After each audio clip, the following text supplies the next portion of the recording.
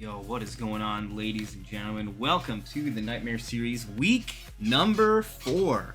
Getting halfway through the bloodbath. There's plenty of body bags already filled, and we are about to make much more of a mess here tonight.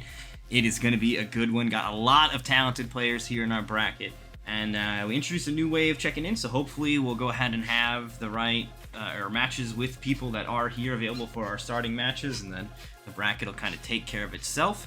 Speaking of taking care of things, though, we've got Mr. Vort here to take care of the mic duties. How's it going, Mr. Vort?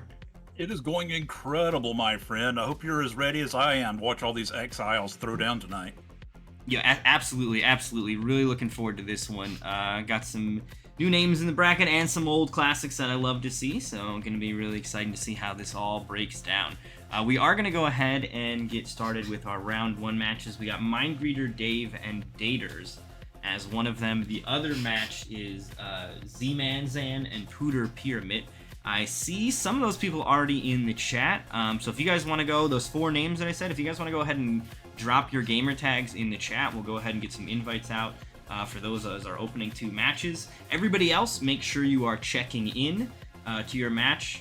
If you're on stream, you're not going to be able to check in. Keep in mind, there is still 20 more minutes until check-in closes, so if your opponent hasn't checked in, give them some time. They might be on their way home from work, might be, getting settled in after they got done with school or whatever it may be. So there is still 20 more minutes before those DQs kick in, and then we'll have to move into round 2. So like Ben, Kwame, Craven, Lord Raiden, hopefully they are currently on their way and able to get checked in.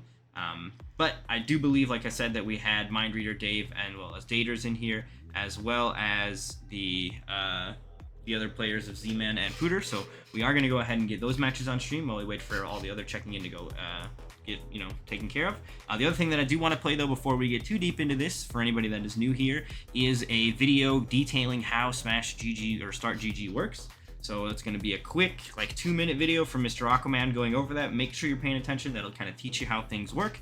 And then when that's done, we'll go ahead and get into our next match. Z-Man and Pooter, if you guys could give me your gamer tags. I see you in the chat. Please give me your gamer tag, and we'll go ahead and get you invited. And the same for Mindreader Dave and Daters. Gamer tags, please.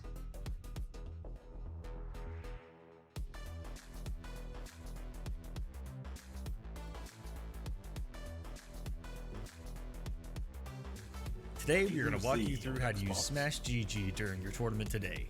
Assuming you registered for this event, you will begin your journey right here on the home page.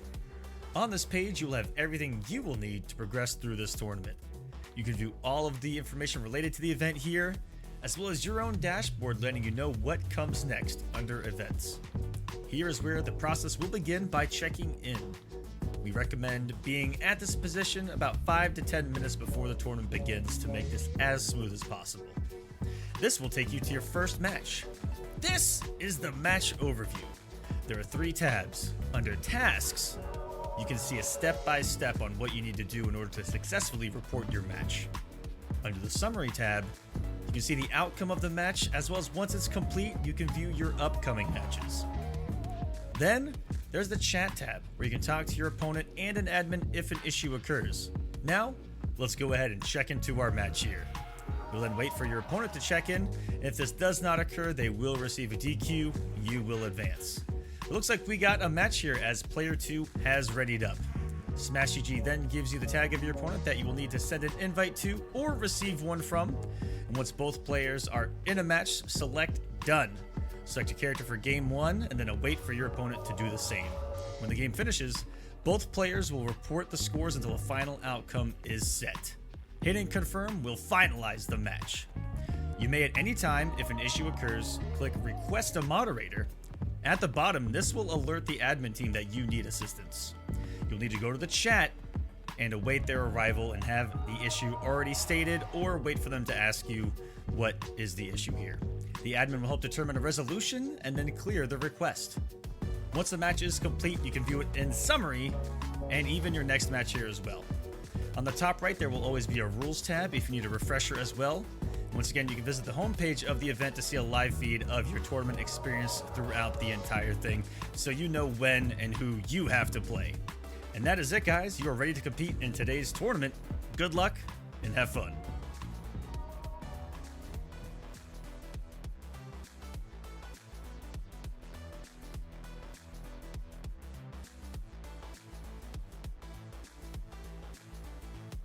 Sorry about that, some minor technical difficulties. But that video hopefully was helpful for you guys. My game randomly told me I needed to do an update. It was lying. I don't need an update. But we'll get those invites out here in just a second.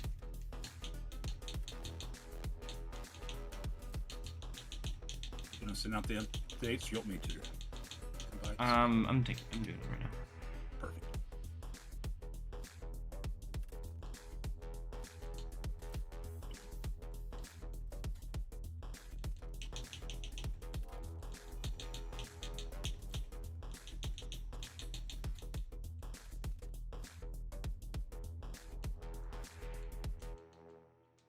All right, invites are out. Now, depending on how fast they join, we might need to make a new, what's it called? But it'll be all right.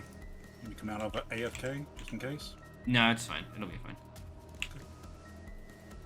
Well, there's one of them. We've got a pooter in here.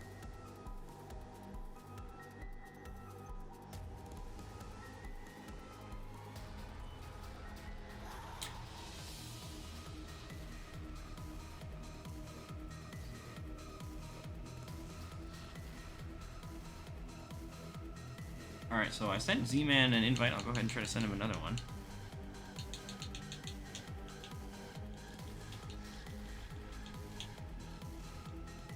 Z-Man Zan 3, right?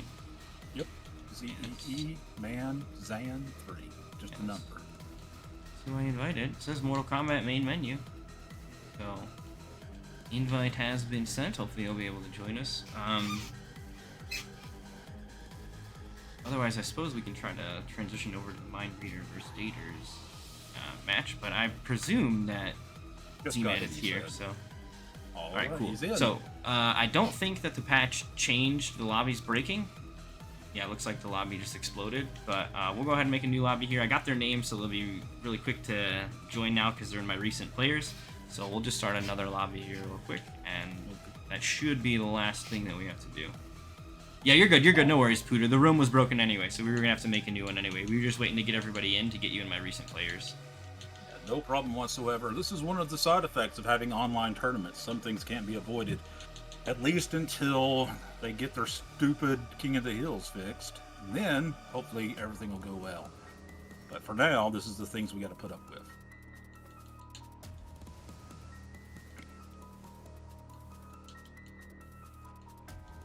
Alright, new invites are out. You guys should be able to join us shortly. Mm-hmm.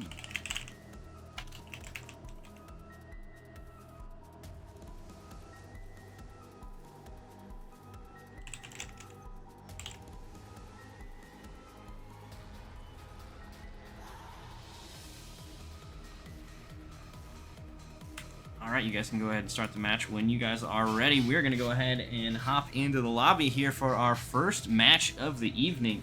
Now keep in mind, if you're not on stream, you'll need to make sure you're checking into your matches. You can do so at the start.gg page. If you're having trouble checking in, make sure to ask for some help either in the Discord chat, in the Twitch chat, or in the start.gg chat. Although if you're in the start.gg chat, you're probably not having trouble checking in, but if you're having trouble with scores or any of that other stuff, the start.gg chat is an acceptable place to look for help there as well.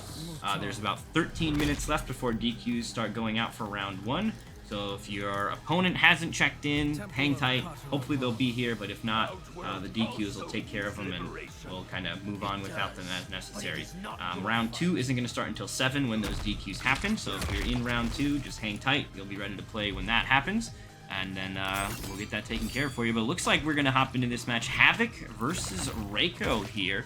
So, interesting matchup. I, myself, am a Reiko player. My takeaway on this matchup is that, at bare minimum, seemingly, Reiko actually has a really good time at bullying a Havoc player after knockdown. Havoc's armor is that really slow arm rip that he does, but it's got tons of armor on it, right? However, it's parryable. So Reiko can kind of ping the armor, know that you're doing it, and then go for a parry to punish you for it completely. What's really interesting here also is the Havoc has picked up, oh look at that, the Mataro already coming into play as he puts up that shield. If you saw it, the Shurikens went right back to him. Here we go, got him into the corner. There's the breaking of the neck and the throw.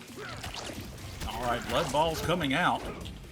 Who did? Oh, it's Darius on the other side for Reiko too. So Interesting, okay. Yeah, Dream was talking about earlier how that got a little bit nerfed, that damage, but not by much. I heard Dream say it wasn't enough to really worry about, and I absolutely agree with him that him and Darius are still a very viable combination. Yeah, that command grab damage is still substantial. You've got to be careful. Good little duck there, though, from Pooter. Not going to be having any of that. Finds his way to work him into the corner here. Gets a little bloodbath going. And there's the armor coming out to punish the armored wake-up from Z. Z definitely in some trouble here. Yeah, and that's kind of the situation you got to use it. You got to kind of anticipate your opponent's going to throw out an attack and hopefully be right. Because if you're not, you're winding up for days. As unfortunate drop there from Z-Man, not getting the Darius timing right. Cost the full cameo bar as well. Now in a little bit of trouble, has his back to the wall. Havoc looking to close it out, and the overhead is going to do the job. Game 1 going to Pooter, and ooh, as a nice little extra bonus here, I no longer have to change the names back and forth when people win. We got the Forever King lobbies back. I mean, I was ready for it because I had been dealing with it before they gave us, or before not gave us, because we kind of figured out Forever King lobbies on our own. But in the old days, the way we were doing it before, when they had to swap back and forth, I had a plan for it, so I was ready. But it is nice to not have to do it. Absolutely. I think I'm looks also echoing like a little bit. Z-Man's going with Frost this time. Hanging Guardian. Interesting combination. Have you ever had any experience with Frost with Raikou, Dream? No, not with Raikou. I love this Havoc. I typically don't like Havoc's headset, his headgear, but this right here, I'm digging the purple mohawk bone thingy. Now there has been some interesting stuff with like the Frost Orb working as a tool to complement the grab, but I don't know if that's like just a weird Twitter clip thing that's training mode only, or if there's an actual setup that you're able to utilize with that. But we'll see if Z-Man even ends up going for that. He does at least have access to that low slide, so he's going to be able to try to get something started, but that meaty Frost is going to get eaten by the armor. And Pooter just going to go to town. Oh, big whiff. Oh, man, whiffs for days from both sides. This should be the closeout, though. Yeah, right now, Raikou's got to get out of this corner. He's got to quit letting Havoc bully him the way he is. There we go, right back at it. Oh, got him back in the corner. There we go. There's the armor wake up. Little ground and pound right there. Keep him safe and switch sides. There's the overhead. And keep in mind, if you checked in for the initial check-in, that was just to say that you're here, which I do appreciate, but you do need to check into all of your individual matches as well. So just as a quick reminder to target practice, I'm Steel, NT Chimby, you guys do need to also check into your individual matches, right? So each match that you go through, you'll need to say that you're ready to play for that. I'm glad that you guys were able to check in for the initial here and good to go.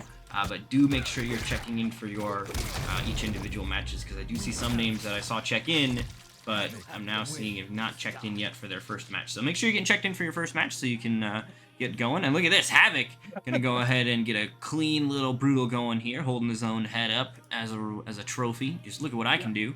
And 2-0 lead. Havoc's head was talking while he was holding it up. That was awesome. He was still trash talking while his head was being held up. I haven't seen that.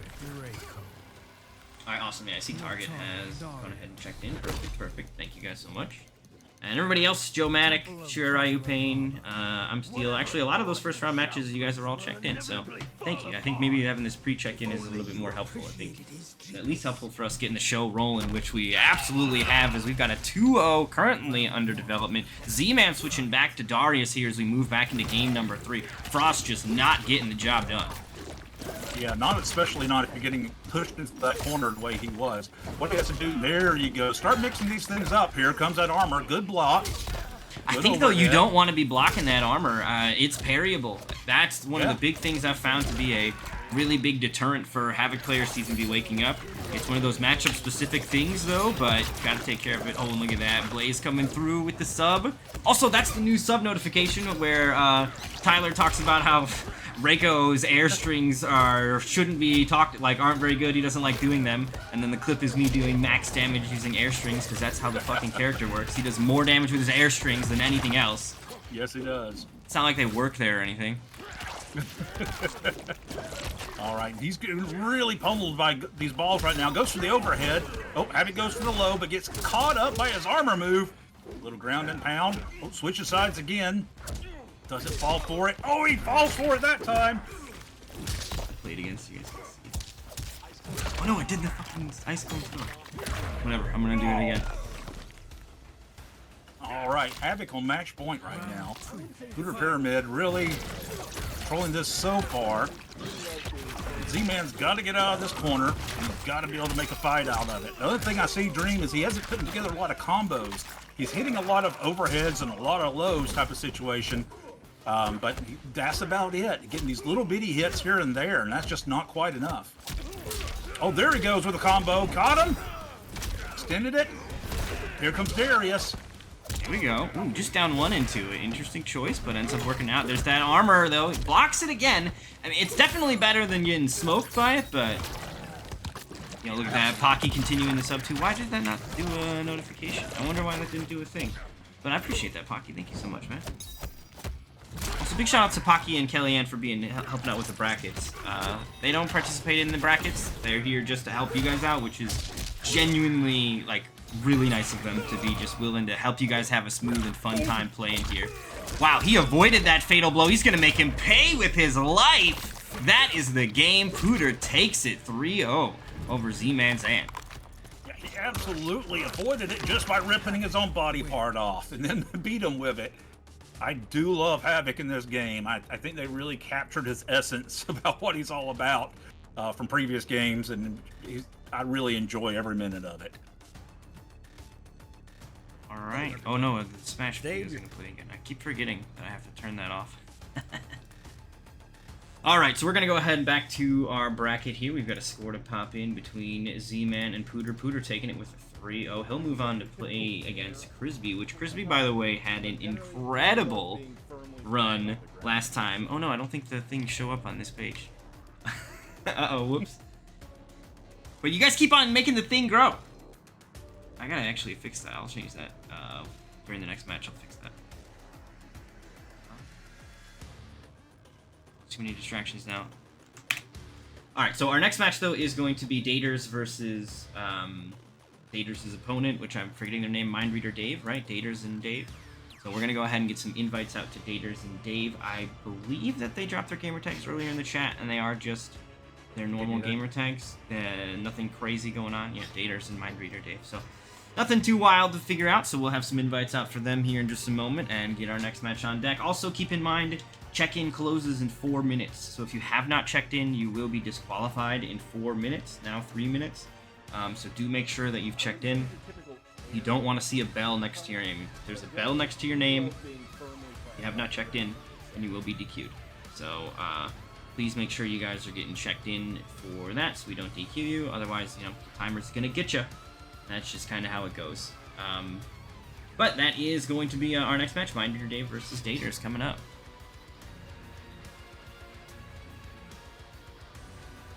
We're on a golden Kappa train now. Now, what does that mean? I didn't know if I should engage with that. It felt like a trap. Am I supposed to look at this? What is this thing doing? I don't know. Is it like a hype train? Is that what's going on? I presume, but I don't actually know. I suppose so. It's doing some of the similar antics of a hype train. Man, that's contribute wild. to Thank any you. level, and you gain an exclusive Golden Kappa emote for 24 hours. That kind of sucks. I don't know, exclusive for 24 hours? You get to flex it for just a little baby bit? That sounds tight. Yeah, that's not too bad, I suppose. Oh, it's a hype train, Clay says. Okay. Well, we're already 50% through level 2.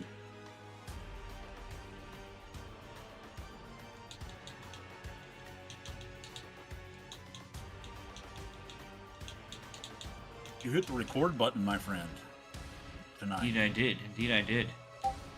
Then while we're waiting for these people to show up, or the invites to go out, just like to remind everybody, Dream has a YouTube channel. For any reason you miss any of the broadcasts here tonight or in Top 8, then go over there. He tries to put them up within 2 days. And you can just catch up on what you missed, watch it again, see how you did in this tournament. However many things you want to do, it's there for free to use. If you're over there, please hit it a like and help them with that YouTube algorithm.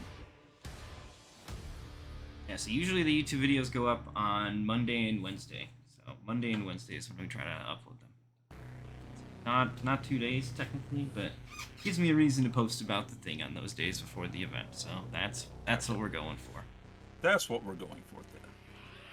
My username is DaterZ. I did not receive invites. Omar did receive it. I have not received it. Oh, Alright, so they are here, just waiting on you, and we should be all set for this next match. Although you were the last one I sent the invite to. Where you had to type their names in, yours on the other hand, easier to find. Easy peasy. Oh, well, they started the game too soon, so you're not going to be able to see the first one. That is unfortunate. I can probably send you the thing though, but hold on. Or just pick it up, my friend. Either way, I'm easy. I do want to go to AFK though.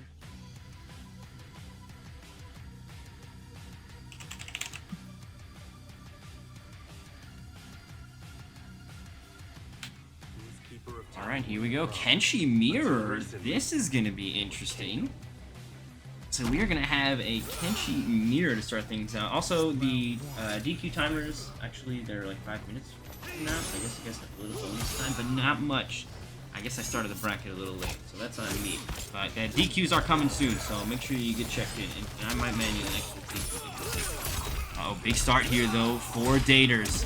Finds the hit, going to end in the Kenshi Sword Toss. Which I believe this is going to put Sento at a decent range for harassing. Yeah, he's just right there in front of him. Nice little poke there, though, from Mind Reader Dave. That has been my approach to dealing with Sento, is having a willingness to try to actually swing at Sento.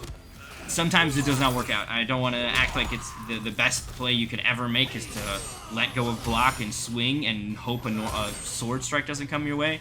But particularly at full screen when Kenshi's not really there to follow up, some of those situations do allow you to try to interrupt him and just put him onto, hibernation for a moment so that you can take care of him. Oh, I didn't realize that was missed. He just whiffed that sword strike at the end of that combo. I've never seen that miss before.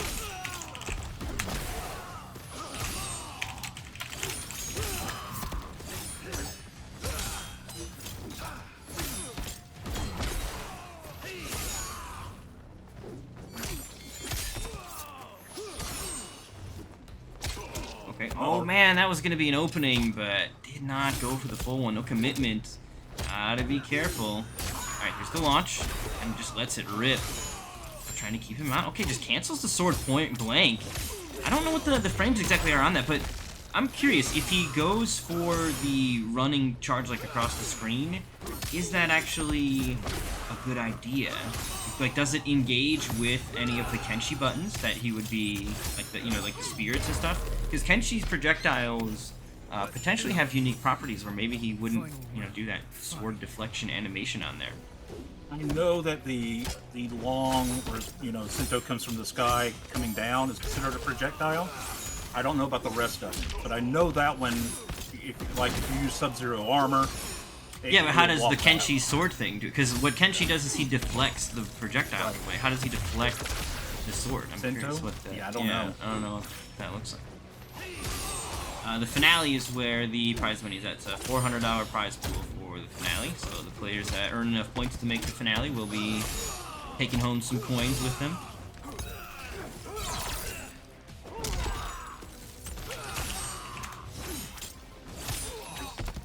Oh, big whiff on that overhead. It's gonna give Daters the last shot he needs, and that'll do it. Daters takes game number 1. Look at that, don't have to switch the names before. It's so nice, it's so convenient. So round 2 has now started though, so if you were waiting for round 2 to start because you didn't have a round 1 match, or if your opponent kind of won their match early and you're waiting, you can now get checked into round number 2. So make sure if you are here and looking to play for round number 2, you're getting checked in. So that includes players like Barry Saucy, Captain Cold, Tribute, Godflesh. Also, we got Viper, Fluffy Fawn. I saw you in the chat. You can check in for your match. And that's just Pool 1. We'll maybe talk about Pool 2 here in a second while we wait for them to pick up their character. So Love Mars and Alpha. I think I Love Harley said they actually can't play. Crisby, if you're here, you gotta check in for your match. You're ready to go. Aharo, Renegade Ninja, ITW, Demoralize, and also X Jones and Central. You guys need to check in as well if you could be so kind. Okay, here we go. I noticed when they were talking to each other, one Kenshi asked the other one, sounds like it's being of a joke, but what timeline he was from. And he said Kano, which is, you know, also the Kano timeline was just brought to you by Mortal Kombat Snowblind Legends, one of those anime things they did. So that's very interesting. He was one of the main characters inside of that. So right now they're fighting back and forth. Both of them have Lin Kuei for cameos on their side. All right. See that dash into the cancel. I'm curious how much mileage he's getting out of that. I don't know if there's a lot of threat. I mean, maybe it's just kind of using it as a run. I use Reiko's as a run too. Okay, the orb catches him. Uppercut though. I don't like that. I would prefer to see airstring. Airstring is just going to net you more damage. A lot more damage. Okay, knocks back. Here's that projectile. He's going in. Gets caught by anti-air. Projectile back and forth. Gets caught there. Let's see. Last minute scrambles. Nice neutral jump. Ooh, when the big glacier comes out to close it down. So that is going to be Mind Reader Dave here on the board first. He's in the silver on this one. I believe that they're not swapping skins, or Mind Reader Dave is wearing a gray suit and now he's wearing the silver, but Daters I think is just wearing the fire one full time, maybe. So that'll be kind of the way to tell. Mirror matches can be a little rough online with people having access to changing their gear between games as well. Yeah, I think Daters is the more, I don't know, what would you call that? Power Rangers inspired suit. Where normal Kenshi is kind of the other one. Yeah, he's got the Order of Light one. Yeah, that's it. Alright, big whip on the sweep. Not quite close enough to get a punish. You will find the overhead connection anyway, though. Like, trying to press a random button there. Daters trying to find the opening. Lets Sub-Zero come out, but then gets hit out of the follow-up. No big punish there, though, from Mind Reader. Fatal Blow now available. A stray Fatal Blow from Mind Reader Dave could absolutely close this thing out too, so Dater's gonna need to be careful. Life Lead is on the side of Daters. Gets another hit from the Falling Karma as well. Okay. Oh! And just like that, it's tied 1-1. Little Sento push in there. Evened her up. Oh, and he ran right into Kenshi's Waiting Blade. Silverheads. There's that dash. Nice neutral jump. Falls in Frost. Doesn't get any mileage out of it, though. Alright, Kenshi pushing to get you back. Power Ranger Kenshi got him on the ropes right now. Hitting with mix-ups. He said, no, get away from me, sir, and get some of his own. Right now, the life bar is pretty even. Oh, Sub-Zero had to come in and break that up. Did not want that sort of damage. Ooh, big unblock. Nicely done. That's going to be full combo, and Sento's going to come out for this one. Nice time to break. That's going to put Sento in a brief hibernation here, and now the pressure is going to allow Mind Reader Dave to just keep going to town, but an unfortunate drop means this round is not over. Oh, man, he's coming back. The Sento on Sento action. One more hit will do it. Good block on the low. Whose Sento is that? I don't even know whose fucking Sento that is. Oh, it was Dave's. He hit him in the back of the head. I couldn't tell whose Sento that was. I was like, is he friendly or not? Yeah. One of the Kenshi's definitely won. All right, it does seem to be Mind Reader Dave that won. Is that what we're agreeing? Yes, it is. Okay. I believe so. That is my assessment, but I'm not claiming full accuracy on that just yet. I believe so. I guess we can just take a quick look here at the lobby leaderboard. Yeah, 1-1. We're good. I've been paying attention. And okay, yeah. So Mind Reader Dave is wearing the silver, and Daters is kind of locked in on the fire suits. Looks like on all of his characters that he's got them unlocked for. You see Liu Kang and Baraka in the singed drip as well. And it is going to be Liu Kang who takes to the stage. So no more mirror match. Daters has had enough of the Kenshi throwdown. Now, funny enough, Mind Reader Dave could have changed his cameo there because he changed his entire character. That's one of the new rules for the cameo system on the Pro Tour. Yes, it is true. Changing your character allows your opponent to change your cameo, and we are going to be actually following those same rules as the Pro Tour. So that meant we also were, prior to the patch, having the same kind of discussion about Shujinko versus Shao Kahn, although it didn't come up, and the same thing with the Sindel Infinite being banned. So again, that didn't come up either. And now it's gone, so props to NRS for getting rid of those things. Those were some pretty glaring bugs. They did wait till after ECT, but probably just because they had a patch in mind anyway. They were going to take out multiple birds with one stone. So that's how it ends up. As much as done. you heard about people fussing about, oh, it's right after ECT, you dropped a nerf. Could you imagine the uproar it would have been if it had been prior to ECT? Yeah, and exactly. everything changed? Yeah, they definitely needed to do it when they did, which was after. Beforehand would have been a disaster. So, nicely done, and we'll see how it shapes things up for the future of the Pro Tour. I think the next a date is like Brazil, or no, the next date they announced is in Paris, right? It's in France. So I Yep, there's one in believe Paris coming up. that is going to be the next date. We'll see how that goes, and we'll see how many players hop on a plane for that. Some of the other discussion from players has been about the lack of money in the prize pools for those, and I gotta say I sympathize with them on that end as well, especially thinking about how like some of these players like Tweety, for example, stayed home, probably made good money just watching it with his stream audience on subs and ad revenue and viewership and everything. I listened to Tweety. He actually said, and I don't think you'd mind me quoting him on this, he made more than Sonic Fox brought home for doing that, for the first place. And Foxy said the same thing. If he had won first place, he would have lost $2,000 for trying to fly over to the Yeah, well, I think that includes the flight and stuff. Yeah, absolutely. From Foxy's perspective, I don't know what exactly Tweety's numbers break down to, but I mean, yeah, they're not. It's not worth it to put all that effort into flying out there if you've got like a content creation audience kind of backing you. And I think it is up to the developers to actually make that better. Also, I gotta do some math here because you guys have been making a train appear, and I gotta do that. So that was Frost. And the other thing, Rewind posted, I think it was today, on X that he, made, I think, $350 for third place. No, he posted that's what NRS gave him for third place. Oh, okay. That I'm is sorry. that is just the breakdown of the table, and that is the pricing.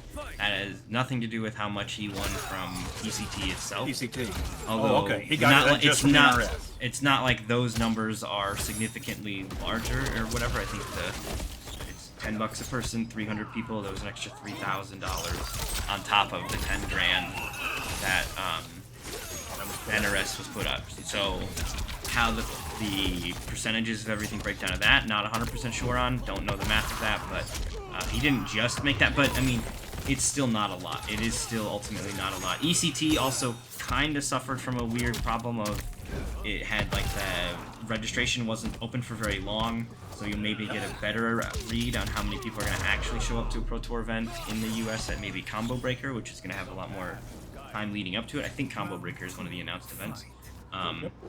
So that, but you also have to consider maybe people won't bother going because they're seeing how low the numbers are already. The Combo Breaker will also have a low player count or something too.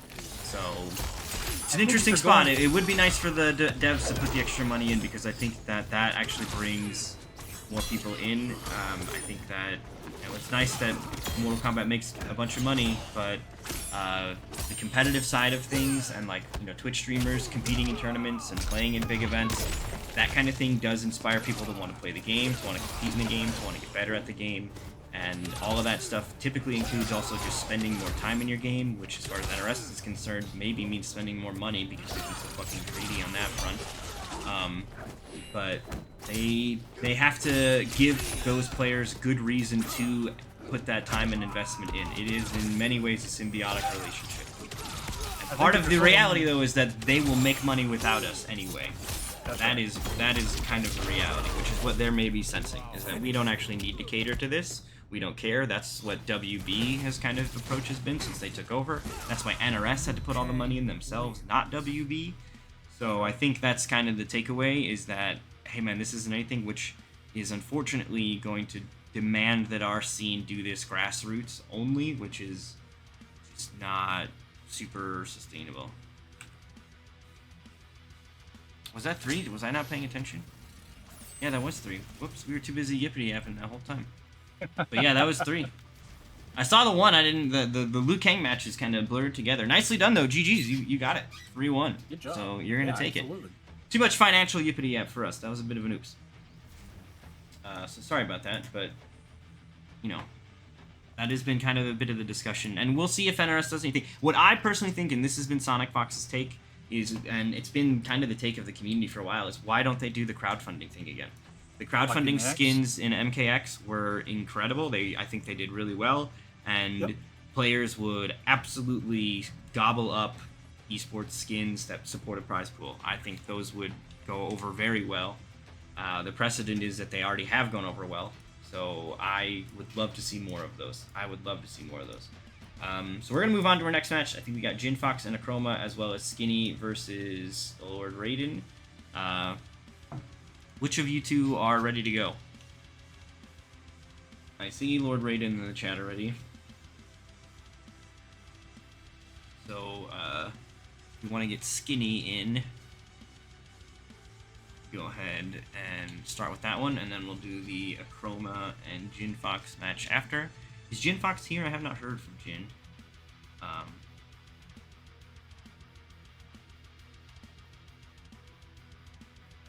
Okay, so Dark Elite is be home soon.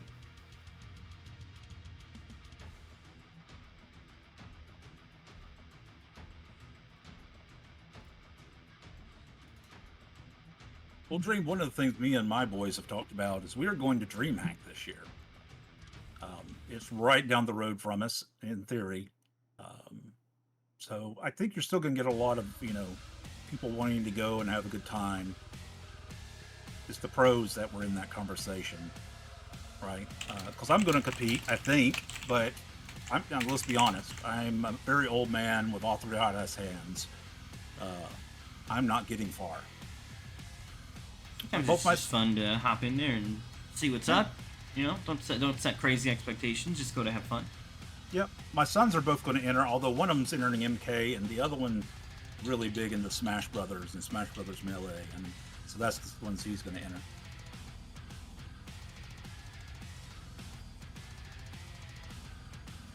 What is your gamer tag, Lord Raiden, again? I remember it being something weird. Lord LL Raiden or some shit.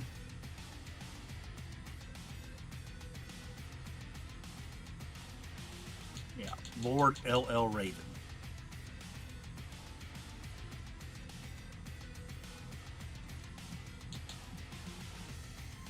Mr. Tommy too has been Got it.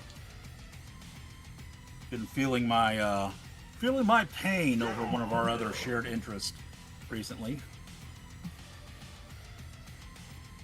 Here I come.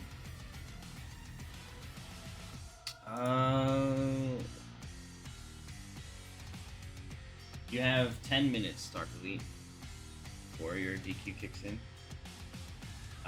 Some of the round 2 matches have already DQ'd because they started at 7, but some of the other ones, where people had a little more time, are good to go. Those other ones have already moved over, but your match has got 7 minutes left on it. So we should be all right. And that's just pool 2, pool 1. If we take a look over here before we get into our match real quick, see some DQs coming out here for some of these players, but we got plenty of matches with people in them, so matches are absolutely happening. These people here. Koizi maybe going to be DQing out. Unfortunate. Skinny and Raiden on stream right now. Matches. Wait, oh yeah, this one we got to pop the scores in.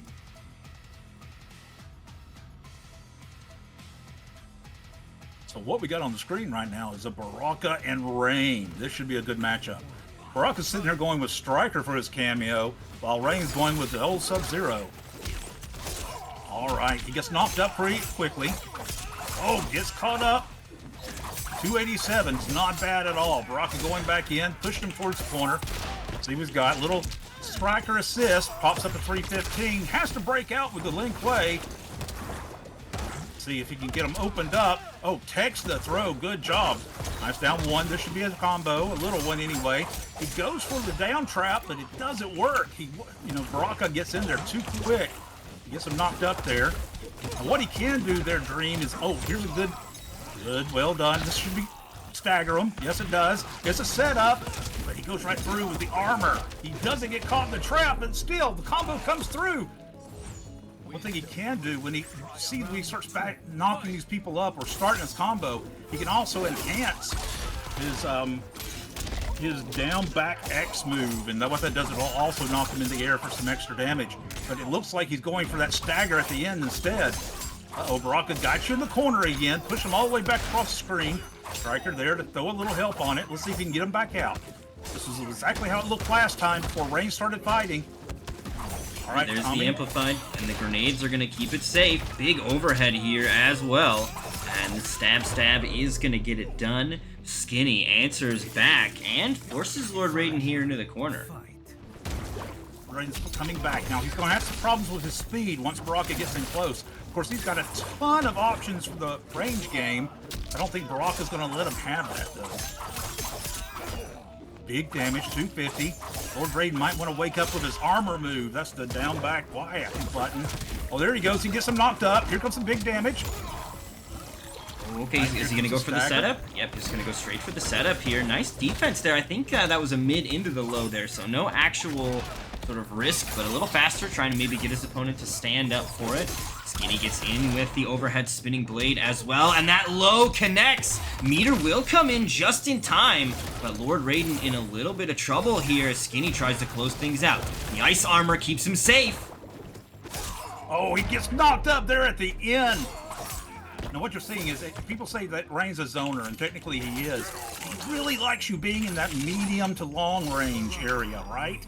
Not necessarily all the way across the screen, not necessarily up close, but in that medium area, he can do a lot of different things. But if you get right up next to him, he's almost have to use his armored launcher to get you back out of his face.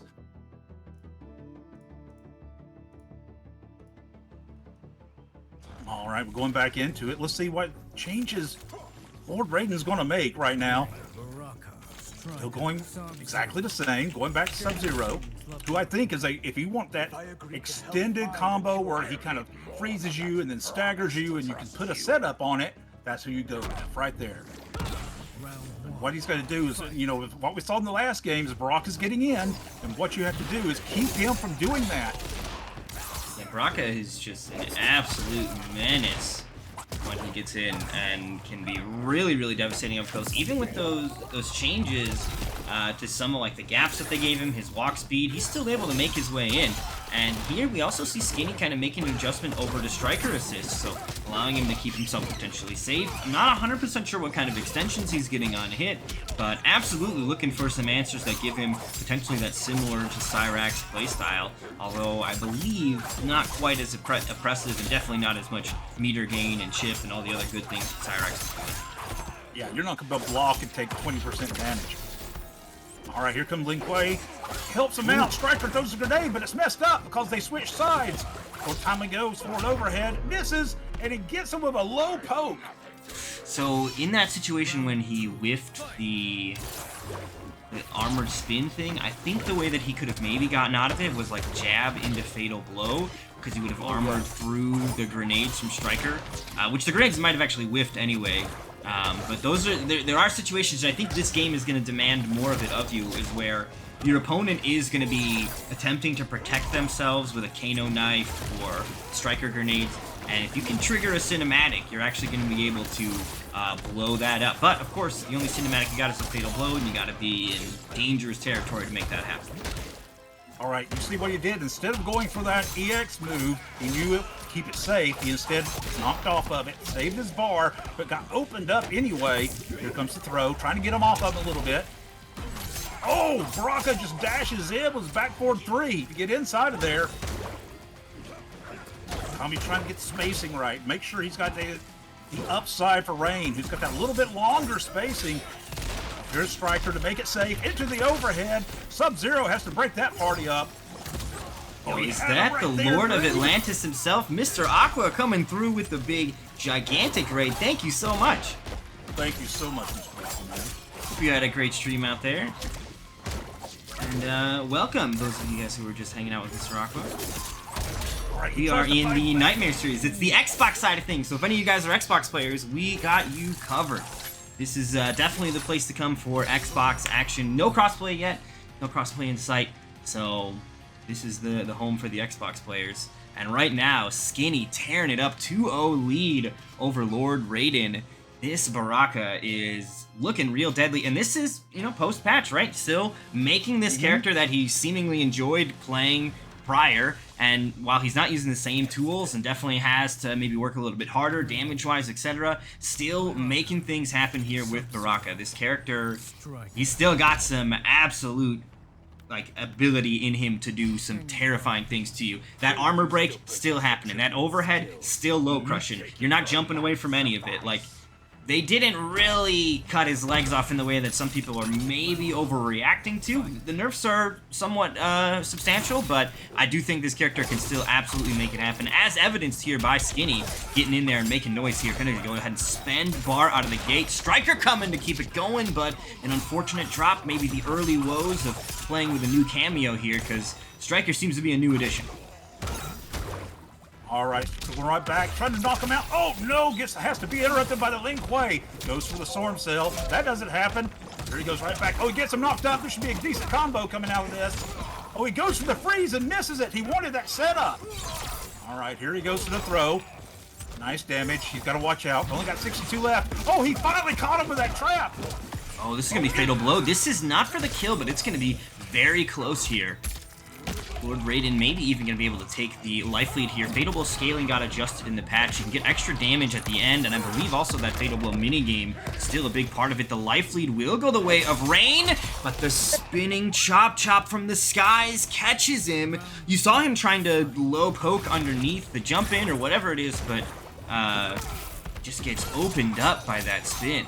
The blade spin. I don't know what it's called. I gotta check the move list. I think it's called blade spin, actually, but yeah, I will say each one of these matches pretty much has been close to it. It's not like Lord Raiden's really far off in any of these matches so far from catching the wins. It's just that it just seems that this Baraka is getting in those last hits needed to take the W's every time. All right, he goes for the Storm Ball. Doesn't work. There's Striker trying to keep him safe. Does catch him a little bit. Goes to the overhead. Nope, has to go for the poke. Oh, big throw whiff. That is unfortunate that throw whiffed, but doesn't get really punished. Skinny now going to take a chance to get some big damage, and he may be able to kill here if he can do a Striker extension off of that. I don't know if he can. Didn't try to, though, but the chip out is going to be all he needs. Skinny going to take it 3-0 here over Lord Raiden. Yeah, GG indeed. It just kind of shows you right there what the new meta, I think, is going to be for Baraka players. Instead of having 2 touches and you're dead, you're going to have to put in some more touches now, but he's still a really fun character to play, in my opinion. Absolutely, absolutely. So Skinny takes that one 3-0. We've got some of our other matches currently underway. So good luck to those competitors. We got Nappy and Adis waiting to be on stream. I think we are running into problems where Jin Fox is not here. That has been word on the street that Jin is not here, so we're not going to be able to run the Jin Fox match. What that means we'll probably try doing is a Chroma versus Scoob instead on stream, but we're going to wait to do that one, and we will instead do the Brokomi versus Max Lee match. We'll try doing that one instead, and then we'll come back around to that one. Yeah, it's unfortunate. I'm sorry, Chroma. We are trying to filter out the people that DQ multiple weeks in a row. Jin Fox is usually here, though, so you know, something might have happened with him. So hopefully everything's okay and nothing too dire is going on. But it does look like, unfortunately, he is not going to be able to join us here today. All right, going right back into it. Everybody remember that Dream Eater does have a YouTube channel. He tries to get this on the replays of the tournament on before the next series. So like this weekend, be top 8 for Saturday. He's going to try to get them on Friday. That way, if you missed part of the tournament, come in late for a tournament, want to see what action came before, or fell asleep like I often do while watching a tournament, then you can pick it up in a couple of days and catch the rest of it. As a matter of fact, while you're there, if you don't mind, it's free for you. Give them a like so those YouTube algorithms could stay happy and introduce them to some more people.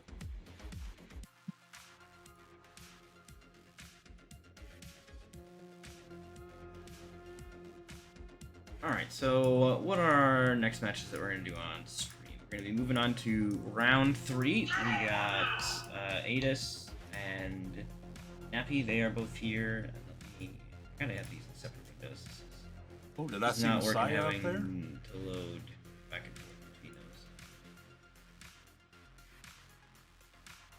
Those of you new here, Messiah is a multiple-time winner so far this year, and is leading the points as well. But these points are Isaiah? Isaiah? Yeah, Isaiah. You're saying Messiah. Don't correct me on my mispronunciation. It's all these points, if you depending on what your placement is throughout the season, all those points get tallied together. Dream keeps them on the Discord, the full sheet of them, no matter if you're earning 20 points or 200. And then the top ones get to go into the finals and for that big old prize pot at the end of the year. Or at the end of the series, not the end of the year. I'm sorry. Alright, so we're going to go ahead and get Nappy and Adis in here. So we'll be all set. Yeah, the thing won't let them check in for stream matches. It's blocked to keep players from playing off stream on accident. So, but that's fine, because it won't DQ them or it won't do anything to them. We take care of it. But let's go ahead and get some invites out to Nappy and Adis, and that'll be our next one. All right, Nappy and Adis coming in. See what kind of characters they're going to bring to the party for us.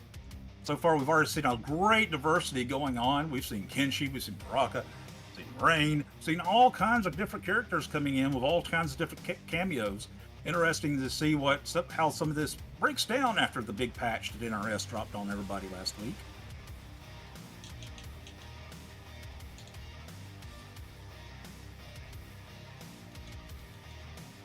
Oh, Nappy, I'm sure you're just going to do fine.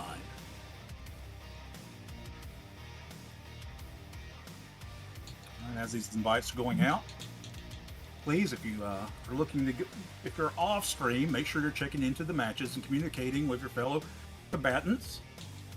That way we can keep the whole bracket moving smoothly.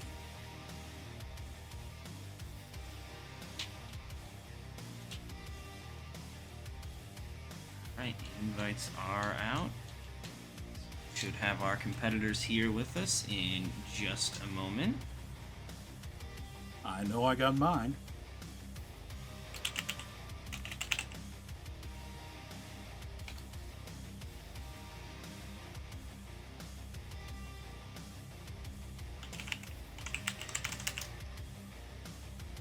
All right, here I go. I'm joining in there. And now snoozed. And looks like we got our combatants here and ready. All right, let's go. Next match on stream. And yeah, just make sure you are getting checked in for your matches. I think Cusco is not here, so some people are getting free rides. I always used to queue it out twice in a row, so they'll be removed next week. But you know, taking care of stuff. And in the lower bracket, gonna have to think its way through as well. Why are these matches not complete? All right, looks like we're looking at Raiko versus the General. See what these boys got for us. Raiko using Darius, and the General looks like he's using Mataro.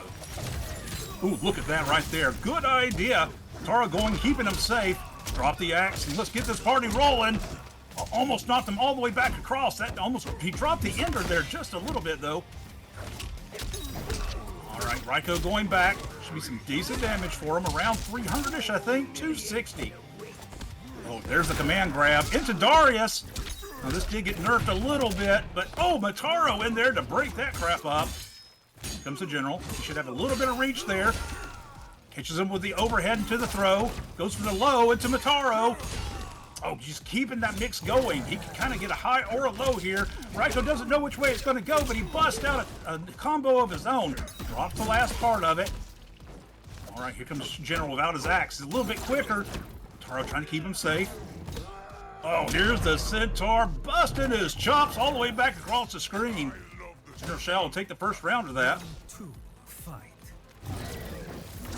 The General. Taro there trying to keep him safe from those Shurikens right there. Raiko, one of the best zoners of the game. Raiko got you with the command grab. Wasn't able to add anything onto it. Oh, flawless block. The amplified shurikens. It's going to be good damage as long as he doesn't drop it. Into the ground and pound. 250 is what he got out of that. Oh, the armored wake up. He could have answered with the back, you know, the half circle forward to the B there. And could have kept that combo going, but decided not to. Oh, the armor himself with Raiko into the ground and pound. General tried it himself, but gets kicked back. Now he's in the corner with a quicker Raiko right here. Which way is it going to go? Is he going for the overhead? Is he going for the low? Or is it just a command grab you into Darius? Raiko answering back, saying, hey, son, I've got this as well. Tied up 1-1. Oh, gets those thrown right back at him. Taro trying to keep him safe as he goes for the ground pound. Oh, goes for the big overhead. That connects. They trade blows there. Raiko trying to open him up. General coming in a little bit quicker. Oh, his axe is back now. All right, testing each other out. There's some pokes. Nothing's going. Oh, General got opened up. Taro has to come in and save his skin. Caught him with that. Caught him with the amplified shurikens. Goes to the overhead. Mataro teleports him around. What is going on? Catches him with the low. Doesn't confirm. Oh, he confirms that time, though. Caught him with the high. It's the Mataro teleport. This could be some really good damage. 253. But Raiko isn't done. Catches him with the ground and pound. Slams him down. Tries to open him up some more. There's the command grab into the Darius. This is kind of where he wants to be, right? Uh-oh. This is not going to kill. Oh, and it just flat out missed. And because of that, General Shao takes it. Nicely done, General Shao on the board. Happy Newson's bringing the noise with that axe. Nicely done. Nicely done indeed. And it's not seen that Mataro be used really well. He didn't use just one or two of his abilities. I think I saw all of his abilities at some point on the screen there. Really synergizing well with the General.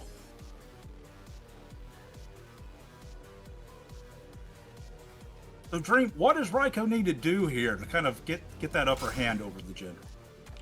My game plan has typically been to keep the General away from me.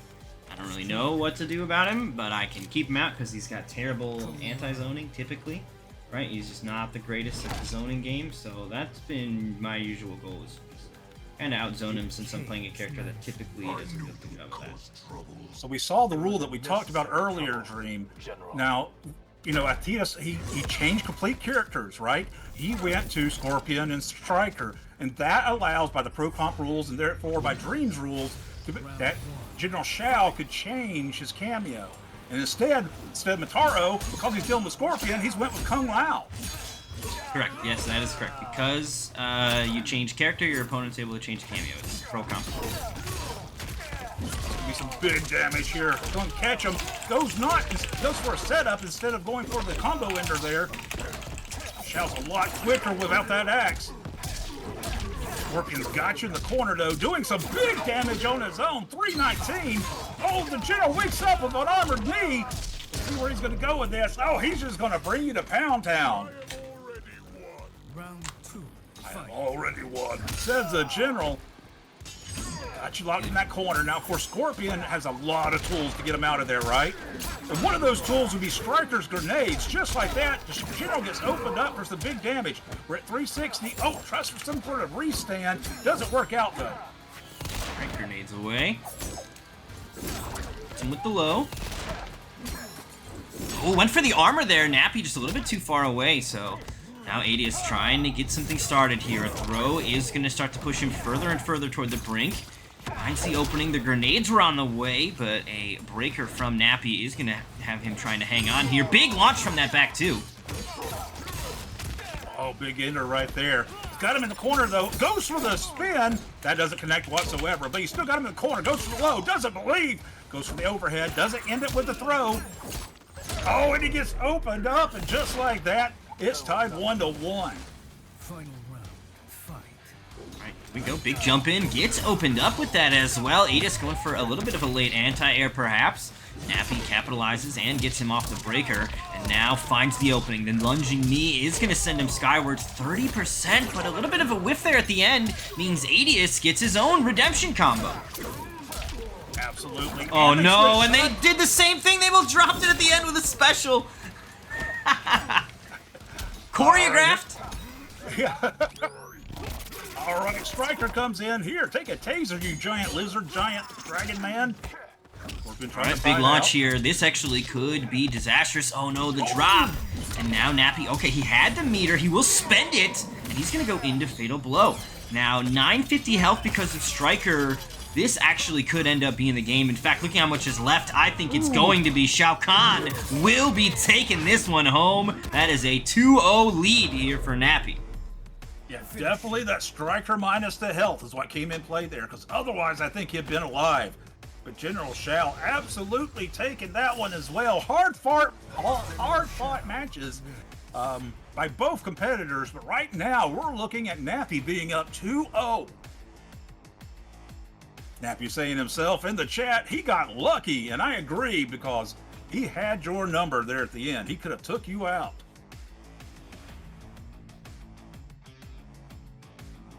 All right, let's so see. here we go. Yep. Game number 3 about to be underway. Nappy going to be locked in, at least on the Scorpions matchup, with Kung Lao here. Not able to switch cameos if the character doesn't change. And Adius is going to stick to his guns, quite literally, bringing Striker to this party.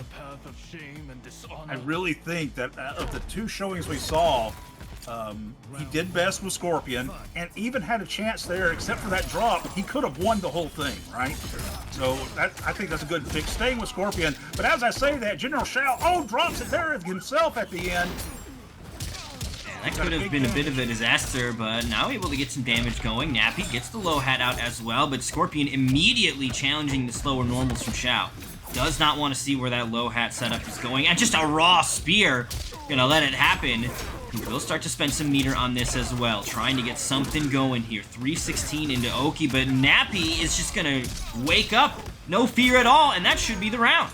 That should absolutely be in the round, just like that. Now you got to watch out for that armor breaker there of Shao's, that rising knee. It is a high, it can be ducked under, but if you time it right, man, it is such a big opener for some massive damage. When we talk about massive damage, here comes Scorpion right now, showing he's got a little damage of his own. 313 on the board. He's pushing Shao back towards that corner, step by step. Here comes Striker, trying to keep things available with a grenade.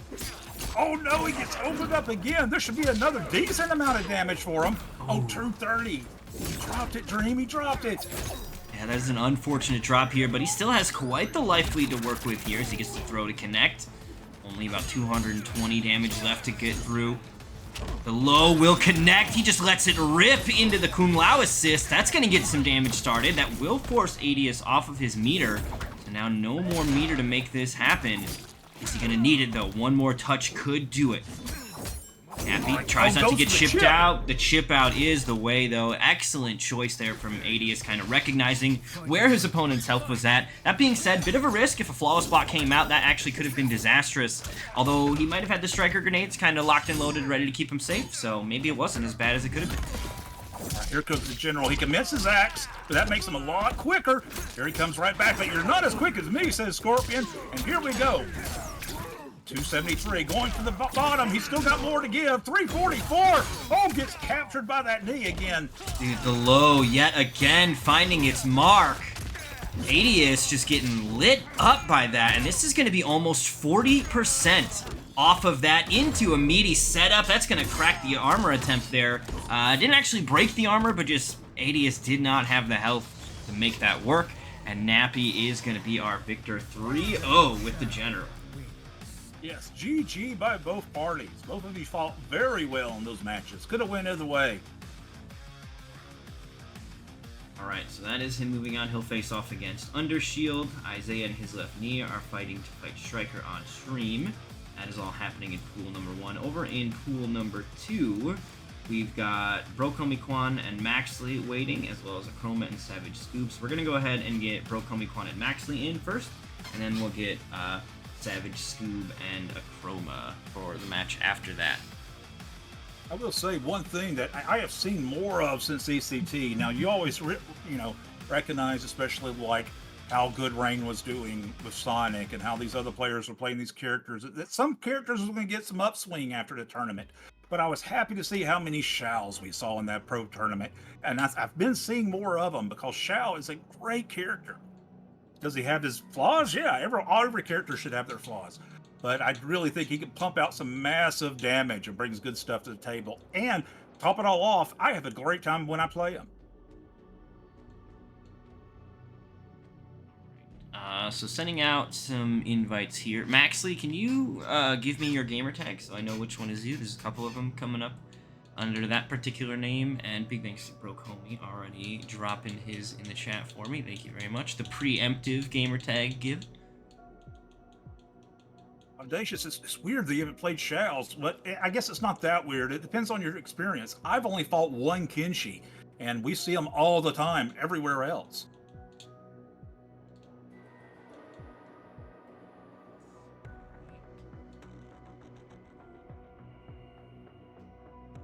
Numbers? Oh no, there's 2 eyes. Okay, hold on. I almost invited an imposter. Uh-oh. Getting our next stream, our next match ready for the stream. So give us just a second while Dream works behind the scenes to get everybody in here.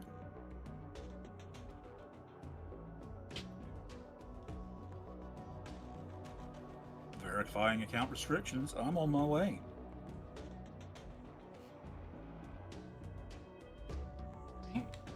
And Nappy, you can go ahead and check in for your match with Under Shield whenever you're ready. You got a little bit of time, no rush, but make sure you don't forget. And it looks like our competitors are here.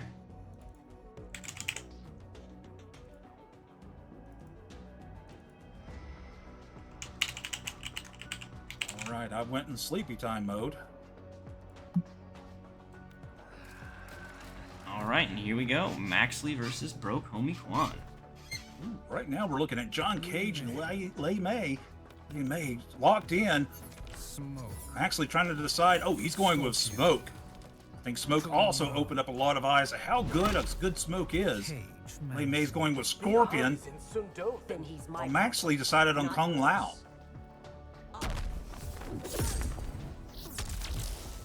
Round 1. Fight. I hate to play favorites, but I kind of hope that this Lin Kuei Trader Smoke does the winner of this. All right, here we go. Lei Mei's pushing him back. Got him there. Scorpion come in for the throw. There's her little lantern. Oh, those swords cancel. Nothing really opens up about it. Lei Mei, I mean, she's doing so well blocking. There's a shove. Oh, she caught him there, though. Let's see what kind of damage. Oh, she drops it. Dream, she drops it. Yeah, a bit of an unfortunate side switch. Might not have been ready for it. Quick little throw here from Lao as Maxley tries to stabilize here. And Lei Mei, of course, rocking the Scorpion assist. You see that quite commonly with Lei Mei more and more. You know, it was Frost mostly at launch, but people are discovering that the Hellfire Spectre actually has pretty cool options with Lei Mei as well. Okay, big overhead whiffs, and that actually could be the round if Maxley does this right. There is Breaker, though, so Broke Homie will save his meter, tries to press a little early, and the triple kicks are going to take round 1 for Smoke. Round 2. Fight. Absolutely. Smoke got that first one. Lei Mei firing back. You know, of course, I mean, usually she would have the advantage here as far as zoning goes, but you have no zoning potential when Smoke's on the board. He's going to teleport everywhere, and you will never touch him. He's trying to fight back, though. Catches him there, pops him up. Well, here's the Scorpion extension into the Lantern. Beautiful stuff. Bit of a late break there from Maxley. A lot of damage had already been done, but that does kind of reset back to neutral, and Maxley is right back in there trying to overwhelm his opponent. Misses his smoke cancel, though. So Broke Homie looking to take advantage here. The Lantern will connect. 427 for seemingly a bar. Very nicely done. The throw won't be enough to close it out, but Maxley in some big trouble here. If he can find a hit, though, he could make it happen with that Fatal Blow available, but not going to get the chance. Broke Homie takes round 2. I've been saying for a long time that people are sleeping on Lei Mei and her potential. And, man, she just showed it right there. One touch, 427 for a bar. That's amazing, Dream. All right, Lei Mei fighting back. Got you in the corner. Oh, we're still going, sir. 443. Holy moly. Smoke fighting. Ooh, that's a little bit of an unfortunate drop there. Trying to make his way in. The double low pokes coming out. Double low hat as well. I mean, it's low into low. You're expecting the overhead. It is a lot to try to put together on the defensive side. He will force a break here, so Lee May going to be completely out of meter. Maxley, though, not really sitting on too much meter himself, just shy of a single bar here. So not going to be able to have a break available in this route. And that should be the kill off that punish. Beautiful patience from MK1. Maxley getting a little bit overzealous there, just trying to shut it down. And MK1 had the defense to kind of lock it in, get the punish, and take game 1. I will say, now they did give us, you know, which was nice, this stage for free, it seems, of the Cage Mansion on Halloween, and I absolutely adore this map. Yeah, it looks really good. I'm a big fan of the purple, but even just like the clever little details, you got the little Aaron Black riding around on the Roomba, you've got the animatronic Havoc. Like, there's a lot of fun little extra Easter eggs and bonus details in there. Makes me excited for some potential future ones as well. You know, easy to see some sort of Christmas theme on one of the winter-themed stages. Oh, yeah. Maybe hiding some, like, weird Easter eggs or whatever around the Living Forest. All sorts of stuff could be coming down the line. But I think Halloween is definitely one of the more fun ones to thematically do. Kind of fits in line with Mortal Kombat, you know, the bones and gore and whatever. So, really cool that we got this. Even if it is the only one, I'm still happy we got at least this one. Yes, absolutely. And I'm really glad for it. I love the first time I saw Havoc come alive in the corner, I was dying. That was amazing. And speaking of dying right now, Lei Mei just threw up 439. We caught him again. Had to bring out the Shaolin to break it up. Smoke's firing right back with a combo of his own, though. Got her knocked up in the air. He's not done yet. Yeah, that instant air overhead, really, really dangerous. Lots of lows coming out here from Maxley. Finds the hit, gonna go straight into the teleport. That is going to be the full plus frames. And Lee May, not your turn yet. A throw here is gonna be the life lead for Smoke. He's not out of this yet, though. Is he gonna get him here, dude? He caught him. Just non-stop lows. He kept doing low into low hat. And MK1 just regularly seemingly looking for that overhead follow-up to the string. And it just never happened. Look at how low to the ground that overhead just was. That is insane. Yeah, Smoke was sitting there going, no, you're going to have to make me stop doing this. And it never came up. There's that Havoc coming to life. There's my buddy right there. Lei Mei fighting back, though. Finally gets him opened up. She got him opened up late, so that wasn't going to be a huge combo. I see that lantern, though, right above him. Oh, it disappears because Smoke still got you juggling. 284 himself. Lei Mei trying to fight back. Caught him there again late. Okay. Shaolin comes up. Nice little break here. The lantern is flying. Smoke gonna have to stay on the ground. I believe that might actually dissuade him from using his back 2 string as well. He might be considered airborne and thus vulnerable to the lantern if he goes for back 2 while it's flying near him. A lot of damage for this. It's the air dagger. 342 plus frames to follow. And again with just that double low. The low kick into the low hat from Lau has been paying off big time here for Maxley. And here's kind of the deal. Even if you block it, he's +2. Whatever. Like, it's not that big of a deal for Smoke. I think that's one of the really powerful tools available in the Kung Lao kit. And Smoke is a character that absolutely takes really good advantage of it with his innate mix already. Yes. Anybody that has those really fast pokes, that loves rushdown, can make some incredible use out of the Shaolin. Because, man, those hats, not only are they great projectiles and lows, but they can really control the complete neutral for you, right? Absolutely, absolutely. Hugo, I don't know if the stage after Halloween's over, if they're just going to give it to us. I'm hoping they've given it to us, but, you know, you never know. You never know. Yeah, I would hope that it sticks around. I have a feeling, though, that it is going to maybe go away. We're not going to be able to do whatever we want. I also dread that Halloween fatality that they are selling for money, they're selling it to us, is also potentially going to be only available temporarily. So that will be really irritating if you pay for that and then you can only use it for, you know, up until the Christmas fatality comes, where same input and this time you hit him with a tree or something dumb. I would be so tipped off, Drink. You pay money for that and it disappears? Oh, yeah. I was so mad. Seasonal stuff, that's what they're going to do, man. 440 hitting Reiko numbers here. The prize pool right now for the top 8 in the finale is $400. Deadpool, $400. And if anybody wants to be generous and donate to that, there's donate link or whatever in the chat that you can pop some extra money into the chat or into the prize pool. Happy to throw some more bones to the players at your behest if you'd like. This could be some good damage. Knocks him back up again. Look at that. No, Dream. Oh my goodness, 369. She pushes him to the corner. This is generally, though, where Smoke starts fighting his way back out. And as soon as I say that, he starts getting her open again. Goes for the overhead. And these overheads definitely paying off here. Lots of overheads, still continuing to have to sort of deal with those triple kicks. And the thing about the triple kicks is it is 3 highs, so you can technically duck it if you are kind of reading it and seeing it coming, and it's full punishable if you do, but so far MK1 has not been able to make such a call out come together.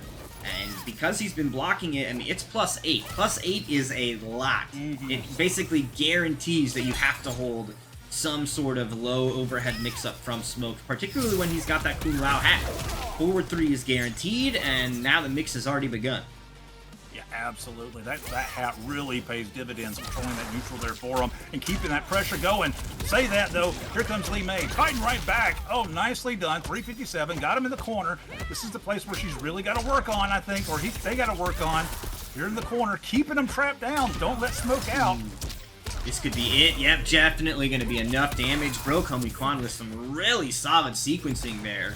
Once he got his opponent into the corner, it did kind of feel like Maxley was controlling the pace for a little bit of that. He was doing a lot of the offense, kind of forcing MK1 to block quite frequently.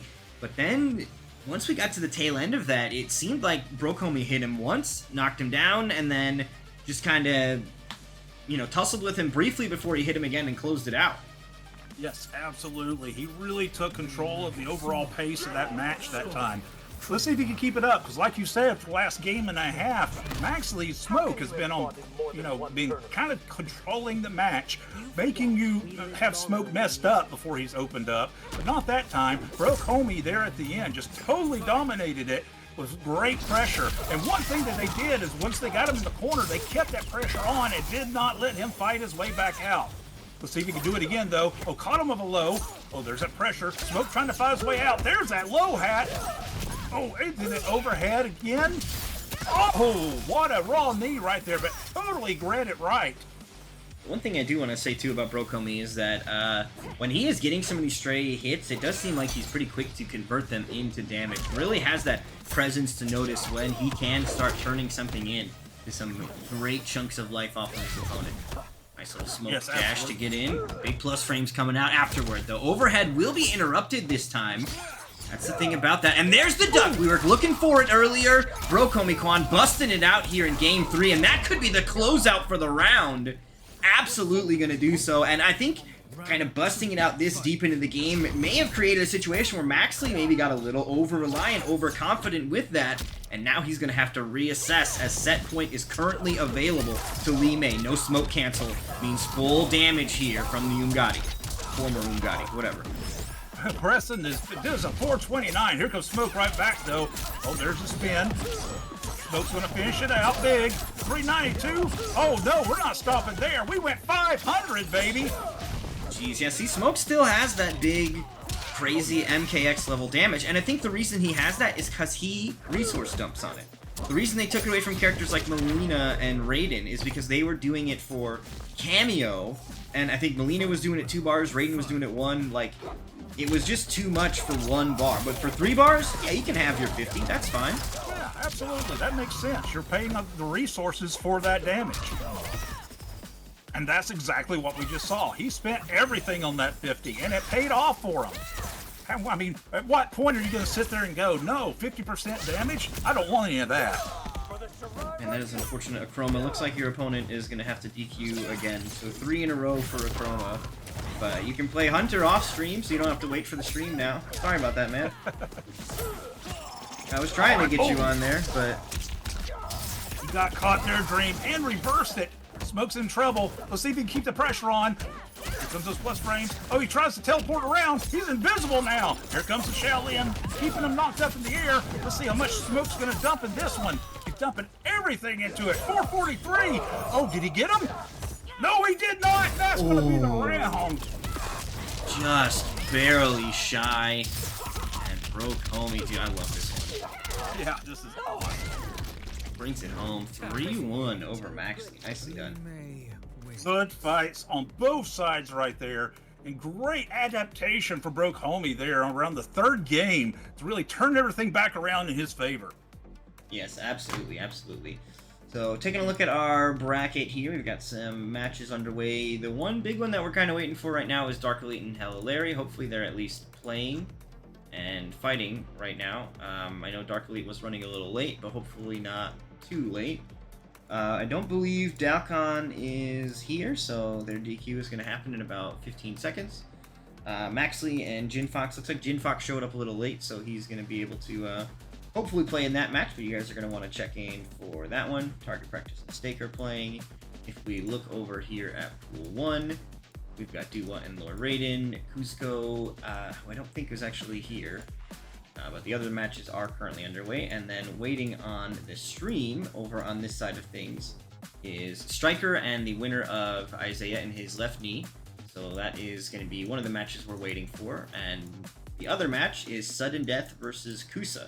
So what we're going to do for now is we're going to do Sudden Death versus Kusa, and then after that we'll go to hopefully the Striker versus either Isaiah or whoever Isaiah is playing. His left knee, and then from there we'll close things out with our matches to get into top 8. Awesome. They're having some discussion there, Dream, about between a match that just happened. Who would take care of that? Would it be Kellyanne? Well, so with that, it would, in the event that one of the mods can go ahead and pop that score in. Skinny is saying that it was lagging, however, so what we'll want to do is, if you have a clip of that, definitely keep that around. We may need to look at that, and that way if anybody else has a similar complaint with Arma, we can take a peek. Unfortunately, just your one clip by itself is not enough to determine who actually is the case or the culprit on that one, but do keep that on standby just in case we have more complaints, because we'll want to be able to identify who actually is the one causing the lag. I do know that does kind of suck if you're the first one to encounter somebody's lag, that you kind of have to hold the L, but think of it the other way around. If you were the other person and somebody just decided to claim lag without any proof, or they were the source of it and then decided to blame you and then I DQ'd you, you'd be pissed. So we do need to be absolutely certain that if we are going to DQ somebody, that we're DQing the right person. A laggy match, it's hard to know which one it is. If there's multiple laggy matches with the same person in it, a little bit easier to figure it out.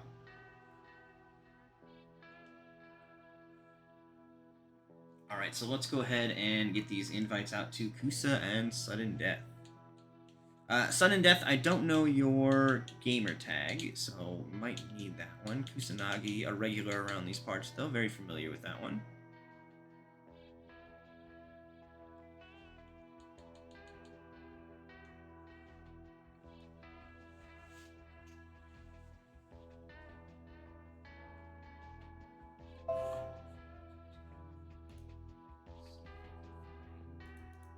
Sudden Death's gamer tag. Oh, Sudden Death. Okay, there it is. He just said it is what it is. Perfect.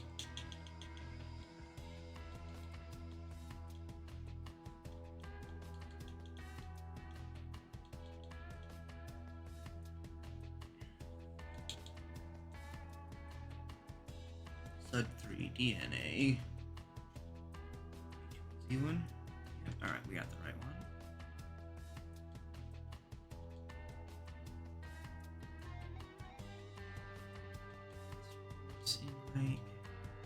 Absolutely. Kusanagi will send you another one.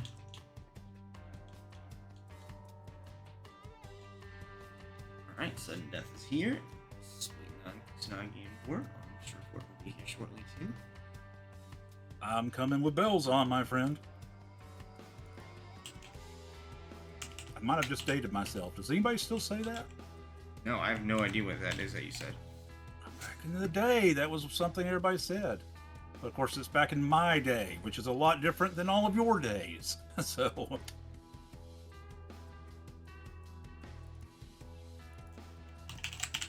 all right, I'm here, waiting on the last opponent to show up. We'll get this next match on the screen for you. on Kusanagi here, so hopefully they'll join us shortly. So this is kind of the only match that's really holding this up. Otherwise, these other matches are going smooth. Looks like Crisby on track to make another top 8 here.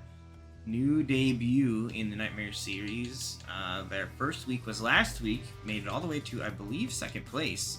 And this week looking to have a repeat in the top 8. One match away from winner's side top 8. But it does look like our competitors are here, though, so we're going to hop into our next match of Sudden Death versus Kusanagi. Kusanagi, we have seen quite a few times, been running a lot of the Raiden Cyrax stuff, just chipping out people left and right that weren't ready with the Flawless Box.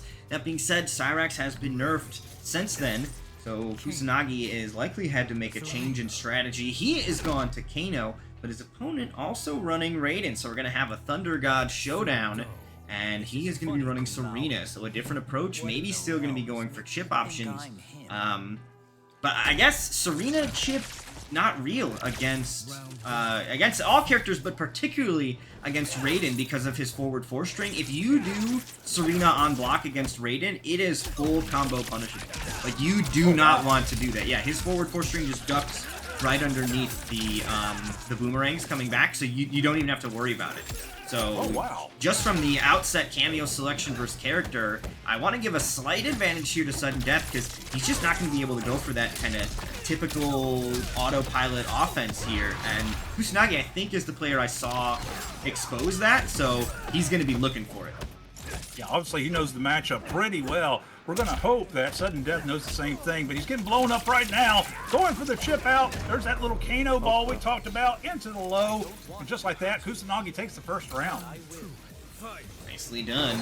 Alright, there's that Serena from full screen. Gonna get the little extension off the electric fly. Not close enough to get any more, but hey, damage is damage here. The throw is going to keep on expanding that life lead he's got right now. Kano hits him in the back. No fear, though, from Sudden Death. Just locking in on the blocks, but eventually an opening is found.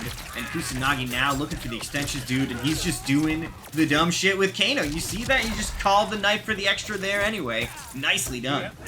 Now, he did spend 2 bars to get that all going, but it was well worth it. 346 in the corner and gets you locked down. All right, here comes Kano. Oh, there he goes. He gets you knocked down. Now, I don't know if he was wanting to jail him, but if that Kano ball hits, he's knocking you across the screen like we just saw. Here comes Sudden Death right back, doing his own Raiden stuff. That should be a combo extender right there with Serena. And just like that, Sudden Death ties it up 1-1. Final round. Fight. All right, glides across the screen. Oh, there's those knives. That was tricky. That was... He didn't even see Kano come on the screen. All right, here comes Kano, breaking up that Serena party. Oh, the teleport to make sure that he gets on the other side. There's Storm Cell. There goes the ball. Misses because he got knocked down by the Storm Cell. All right, Sudden Death. Low, low, low. Coming right back. Tries to teleport. That doesn't work. There's... Kano got blown up? I didn't even know you could blow Kano up right there. Alright, little poke. You go straight into the Electro Storm Cell, though, just trying to keep catching him. Caught him again. There's that Storm Cell. Still does massive chip damage. Kano there. Bam! Caught him. Knocks him across the screen. Oh, nice on the teleport. Oh, he was trying to throw those lightning balls. Serena's going to extend this greatly. Got him popped up. We're looking at 400 at least. Oh, we're not stopping there, Dream. We're still going. One more hit will do it here. Kusanagi hunkering down. Goes in for the chip. Kano comes out to keep him safe, but gets caught. A little bit too late on that. Again, good defense, though. Sudden Death has the lead. Just needs to hang in there for 15 more seconds right now. Kusanagi sends him full screen. Oh, no! What? Why did you fatal blow? Dude, that is insane. I mean, I think he still might have died from Fatal Blow. Fatal Blow he does 2 lightning bolts. The boomerang would have gotten him in time before the cutscene came up, but I mean, he had the right idea getting to the other side, even using the low, but I think because he was so far away, they came back just a little bit later on and actually tagged him. If he would have waited slightly, he may have actually been able to get the punish there, but just Serena assist saves the day. What a close game, though, between those two. I mean, Kusanagi was definitely rearing for a comeback. Yes, absolutely. That could have went either way there at the end. What a great fight. But we're going right back in it. Now, we've seen This is how Raiden goes, right? Kusanagi dominated the first round. Sudden Death dominated the second round. Then they came together and we were kind of fighting back and forth. This Raidens are still, I'm telling you, people say, oh, he got nerfed. But Raiden is still amazing character and can put out some huge damage. Yeah, I think he barely got nerfed. He just, you know, got normalized, as the NRS word is. His damage is now in line with everybody else, but still safe all over stuff. Still has some crazy launch potential, like, you know, low crushing overheads, multi-hitting low string, 5-hit strings for some of the cameos to apply pressure, like Sector. Raiden is still absolutely terrifying. Maybe not easy mode top 1 without Cyrax, but I don't think he ever was easy mode top 1 anyway. I tell you, Raiden, and I agree 100% with what you're saying. The only thing you can say is Cyrax got nerfed, really, and that is what caused Raiden to drop at all. But I still tell you that Raiden never needed Cyrax to do the things that he was doing. He can do it just as well on his own. He's that good of a strong character. I still think he's top 5. Yeah, Raiden has lots of access to strong weapons. Here's the teleport. Nice patience, though, knowing those boomerangs are going to come back at him after the teleport. Now those glowing eyes can be less chip, although Kusanagi in the driver's seat, so no chip coming his way anymore. Oh, caught him with the lows. Raiden's got to come in and break that stuff up. No confirm on that, just let's rip with the whole string. Another time, full triple hits. This time we will confirm to some damage, however. Sudden Death has no meter to get out of this either, so Kusanagi just going to take a clean 33 into some follow-up. Kano Ball keeps it going. And that's the thing, I think the Kano Ball idea is the knives are duckable, the Kano Ball is a mid, and while it does knock them away, if they block it, you keep going. It's interesting, though, that Sudden Death has seemingly gotten hit by Kano more than he's actually blocked him, and I wonder if that's actually netting him less damage intake, right? Like, is it easier to take the hit than it is to let Raiden go into another chip setup? Like, I'd kind of maybe rather get hit by the 7% Kano Ball and get full screen while he starts whiffing and I can maybe get my turn back. I would agree 100% with you there. Instead of getting locked down in the corner of this endless loop of Storm Cell, just let the stupid thing hit me and I take my 7% and then have a chance to do something in the back at you. Yeah, because the hit is, it sends you, first off, it's a knockdown, so it's not something that they're going to convert from. And it kind of doesn't, I don't think full screen is the right word for it because you are somewhat still close, but you're maybe about like half screen, 3/4 screen away distance. So it's somewhat of a gap. Very different from Cyrax lets you follow up if you eat that hit. You know what I mean? Like, it was a very different situation. There was nothing the opponent could do at all. There was no choice. You're it was a flawless block, and you're taking it. The flawless block really was the only way. And flawless block still works on this stuff too, right? Yeah. But it's now actually functioning, because I think that's also another weird side effect of some of the Cyrax nonsense, which is they didn't nerf Cyrax per se, they just fixed a bug that Cyrax took advantage of, and that is when people were flawless blocking attacks, the opponent was still gaining meter, and you're actually not supposed to gain meter when you flawless block something. And for characters like Baraka or Raiden with Cyrax in tow, I mean, they were just getting so many hits on block, they're building like entire bars of meter off of some of these sequences. So now that's all been kind of put back to a more normalized state, and the game's in a much healthier place because of it. I agree, 100%. There we go, right into it. Kano, see right there, he locked him down. The pressure still continues. That time he had to use the EX to keep it safe, because he didn't have another Kano on hand. See, there he goes again, uses the EX, but he got in there and hit him for one hit anyway. Goes to the lows, catches him with that last one. There's an overhead. Ooh, the armor from Sudden Death. And Sudden Death doesn't commit, but he is going to be very close to closing this one out. Maybe spoke too soon, though. If Kusanagi can find a stray hit, just like that! Yo, dude, okay, so the idea from Sudden Death was actually pretty sound. I'm gonna armor through Kano, but Kusanagi seemingly sniffing it out, opts to just block the armored reversal and gets the kill. What a play. What a play. Oh my goodness, I thought he had him. Absolutely. But now he's getting mad about it, and he's throwing him in the corner for 40% damage. Caught him with the low again. Doesn't confirm. Superman. Tsunami says, I got to get out of this corner. There's that Kano. Goes to the lows. Catches him with the last one. No combo. With EX Storm Cell. There's the knives. Like you saw, he could duck under and not take anything. And if it hits, he gets to convert it into damage like we're seeing here. 25%, so nothing too crazy. Didn't really have any extra resources to go all out, but currently going to set up that Kano ball to keep the plus frames. Another lightning storm will launch. The break is going to come out from sudden death, kind of in a position where he kind of had to. I don't know if that was full lethal, but it was going to be too close. Now he's got a little bit of a buffer to work with. Absolutely. Life bar is almost equal. 35. Oh, he goes for the backwards fireball with the Y. Oh, Superman catches him. There goes the knives. Didn't see those coming. Is he going to chip him out? Dude, he's going to chip him out. He's got a flawless block. Dude, that is rough. Sudden Death had to flawless block that, and flawless blocking the Storm Cell is a daunting task sometimes, especially in the heat of the moment if you're not like regularly already doing that. I'm pretty sure you can technically flawless block at each individual hit, but it's such a tight little window that if you fuck that up, now it's just hitting you. Now you're not taking chip damage, you're taking hit damage. It's worse. So it's worse. Very, very tight situation there, and Sudden Death just unable to clutch it out there. That being said, had he blocked that, could have maybe turned that around, and I think that's what he needs to kind of think about is how close that actually is. Focus on the positives, that he has been rather close to closing this out, and some minor tweaks and adjustments here and there, and Sudden Death could find himself the one walking away from this one on the winner's side. Yeah, I would say that I don't know how much Raiden sees other Raiden's mirror match like that, but it's definitely something I would take to the lab, right?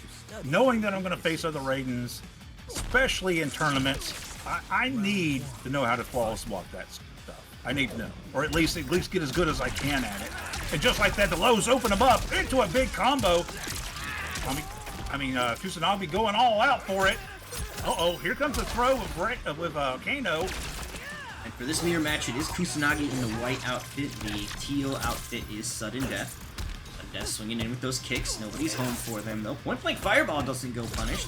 The low will finally make its mark, though. And here we go. Kusanagi now with some corner pressure. Sudden Death having none of it. Jumps out.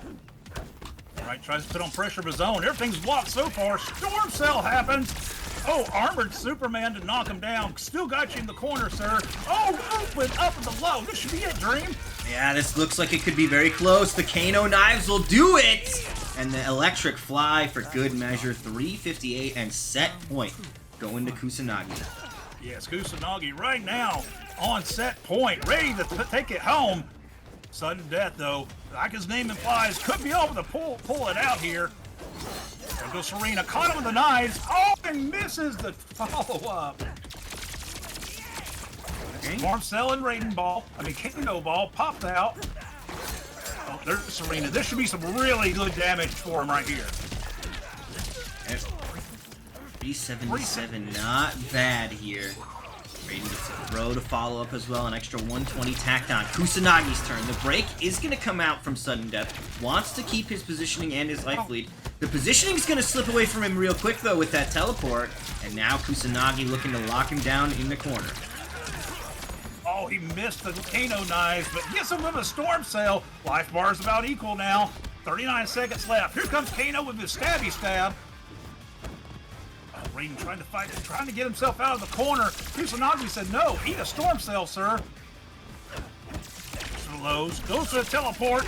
Yeah, Storm Cell will do it, though. Kusanagi will take it 3-1. Good play by both these characters. Very nicely done. Kusanagi and the Raiden chip expert is going to make it out here. Serena, unfortunately, not going to bring home the victory. And that is Kusanagi moving on to face off for a shot at winner's side, top 8. He's going to be playing for that. That'll be his next match. That is going to happen off stream, however. What is going on here? This match has been going on for a while. Are you guys done yet? Isaiah, are you guys done? You guys have been playing for 40 minutes. There's a score in there. You guys usually report your scores at the end.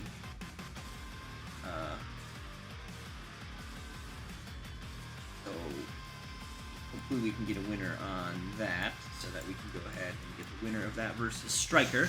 That would be the next plan, is to get Striker versus the winner. Do we know who the winner of that match is?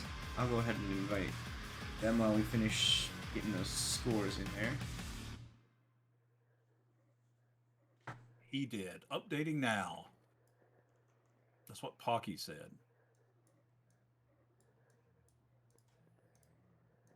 Is Pocky RG his left knee? No, he's a mod. Okay. He's helping out with the brackets. Yes, your next match is on stream, Hunter.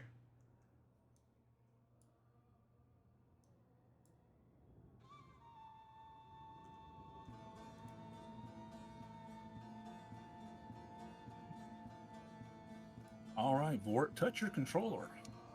So it doesn't show you that stupid message. There we go. All right, so it's going to be Isaiah versus Striker. So this is going to be an exciting match. Striker is the CEO Taku champion, of course, won that first offline. He was using Havoc for that, although as of late he has been kind of bouncing around with some different character play styles. And Isaiah is our reigning points leader, and by a hefty amount. In part because Isaiah has been showing up every week. And that really matters. That's why he's all the way at the top. Players that have had success in the past, like Koizi, is up there, but then didn't show up for 2 weeks. Dark Elite is up there, but didn't show up for the first 2 weeks, so kind of making up for it here now. Hunter also really up there on the points leaderboard, and has also been showing up multiple weeks, so Isaiah, though, has a massive lead, and it's going to take quite a bit for anybody to catch up to him. Striker, though, looking to see if he can maybe knock him down a peg here and get that top 8 winner side spot for himself instead. Yeah, I will state very openly that in past seasons, right, those last couple of spots are usually 20 to 30 points apart from each other, right? And you showing up week to week, it makes a huge difference in your chances of getting all the way to the final and getting a big part of that prize pool. Yeah, I would tend to agree. Some of those players that are not able to make it, if they had just gotten even a bad week and gotten the 10, 20, 30 points from some of those lower placements, they still may have been able to make it in. So if you're not winning the event, if you're making top 8 or making just outside of top 8 every week, if you're making, top 8 sometimes, not top 8, and then just outside sometimes, it can really make or break if you're going to be making it into the finale, whether or not you are showing up every week. So if you are in those higher point totals, highly recommend trying to make sure you show up each time. Yes, absolutely, because I cannot tell you, I've been watching this now for almost 4 years, I cannot tell you how many, if we get to the end of a series and there's 20 points from you getting in or not getting in. And just like Dream just said, if you showed up and had a bad week, you'd be in. Easy peasy. Just add if you can. I understand real life happens all the time. It happens to me. But if you can, make sure to try to be here. Yeah, definitely recommend showing up if it's an option for you. Alright, so just waiting on Isaiah to join. It doesn't matter. We're going to have to make a new lobby anyway. Although Vort has to go AFK. Still waiting. Still hasn't given me... Oh, you're still not loaded in? Because we see you. So. Nope. I see the dragon thing, but it's not letting me do anything. Did your controller die? No, sir. It won't even let me back out. So let me restart my game. Alright, well, Ricardo just showed up and they're about to fight you. I wouldn't be able to see it anyway, unfortunately. Okay, we got him in here, so we'll just make a new lobby. We got the people ready for the recent players. At least Xbox has that, the recent players thing, and it works properly. I don't know how PlayStation works with recent players, like how difficult it is to find the last group of people that you were with, but it is somewhat convenient sending these invites once I get them into the lobby, even though the lobbies are breaking. Although it would be more convenient if the lobbies just, didn't break every single time we try to use them. That would be tight too. But is what it is. It is what it is. Yeah, we play with what we got, right? Absolutely, absolutely. And what we got is those invites out again for you guys, so go ahead and come on down and join us. And we'll take a quick scan over our bracket here. So, hello Larry and Bro MK1, you guys can go ahead and get started. Snuggy, waiting for the winner of that. Next up, we'll probably have Hunter versus Crispy, and then we'll close things out with Arma versus Skill. So, that'll be an interesting. Have not gotten an invite, sir. Easy. You said you did not get an invite? That is That's not. correct.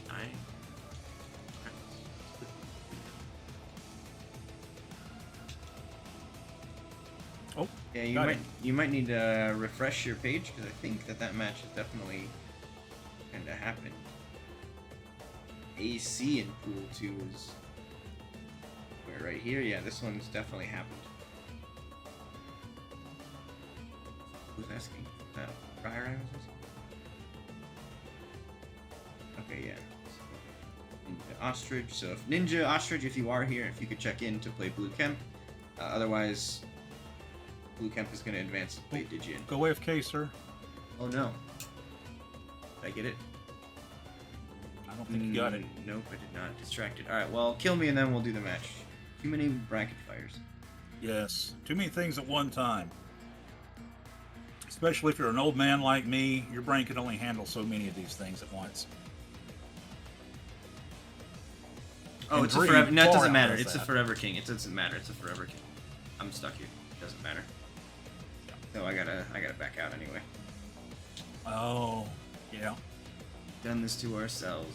Yeah, it'd be nice if the lobbies just fucking worked the first time, man. Like, I get the people in here, and then because we didn't all assemble in the same 60-second fucking window, the lobby's so like, stupid. well, maybe next time, guys, try again. Like, what the fuck, dude? Just function like a normal thing. But it's because they're, like, fucking offloading this ancient garbage tech from fucking Mortal Kombat Armageddon for fucking online lobbies. Like, just, what is innovation? Why would we bother improving the infrastructure when we can just vomit out the same fucking kind of working bullshit year after year after year?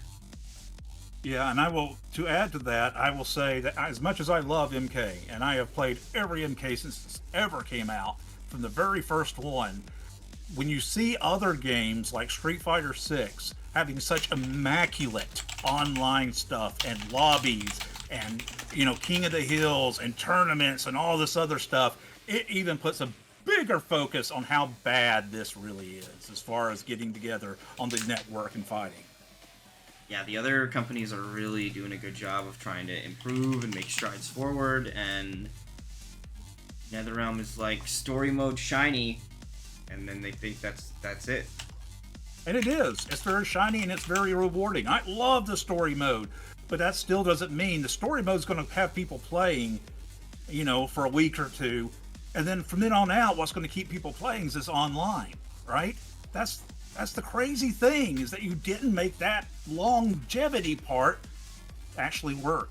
I really hope that my theory on crossplay is that it is going to be some really grand new thing, but Well, I hope holy shit, is it seeming more and more likely every day that it's just going to be, alright, we put the toggle in, now you can turn on toggle on. Good luck with the toggle. The toggle's really going to be helpful, and it's like, dude, this was in beta in MK11. How the fuck were you not able to finish that up in the 4 fucking years that it took to develop this?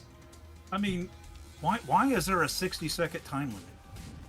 Why is that even Well, a thing? I mean, that's the thing, so that you don't get stuck in a match forever, I suppose.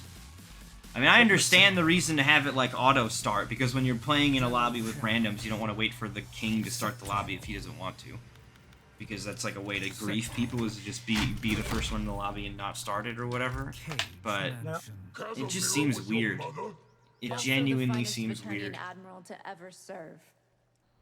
Yeah, I cannot tell you how many times that we've blown up a lobby because we couldn't get in there in 60 damn seconds. I mean, dude, it seems like every time. I mean, the goal, Yeah. my mental goal is like, I'll try to get them both in there, but the main goal is to get them all in there, and then we'll do it on the run back when I don't have to spend part of that 60 seconds painstakingly typing each of their names on the shitty Xbox keyboard. Like, I don't want to, I'm not plugging my keyboard into my thing so I can type your names faster. I'm not going to that level.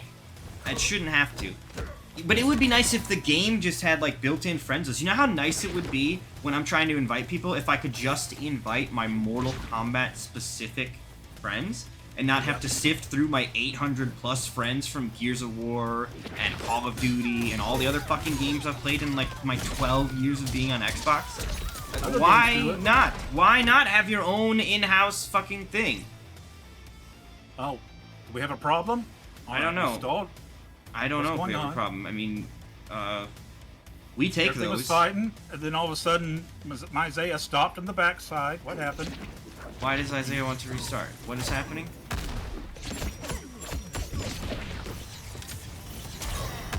Yeah, I'm down with restarting, but this is the opposite of restarting. What are we doing?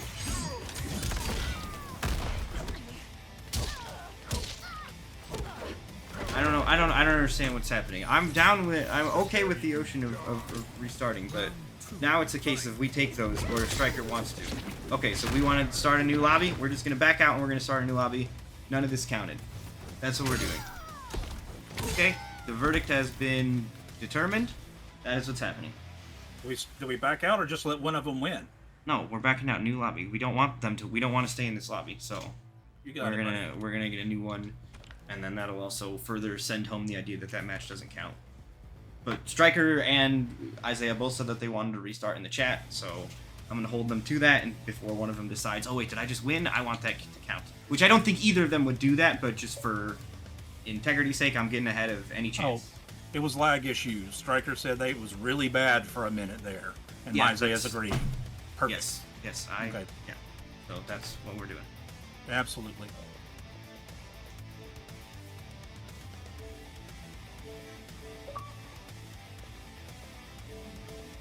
All right. Time.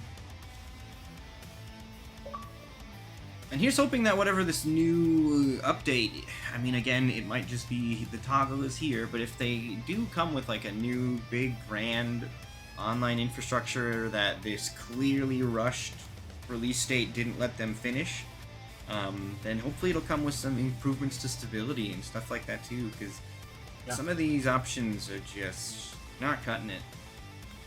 And they're not going to cut it for the long term. They might be somewhat passable for now, but as things go on, as Tekken comes out and further shines the spotlight on how behind Mortal Kombat is, it really is going to make it hard to stand by this game and be like, but hold on, it's good, because it's got all of these insane flaws associated with it.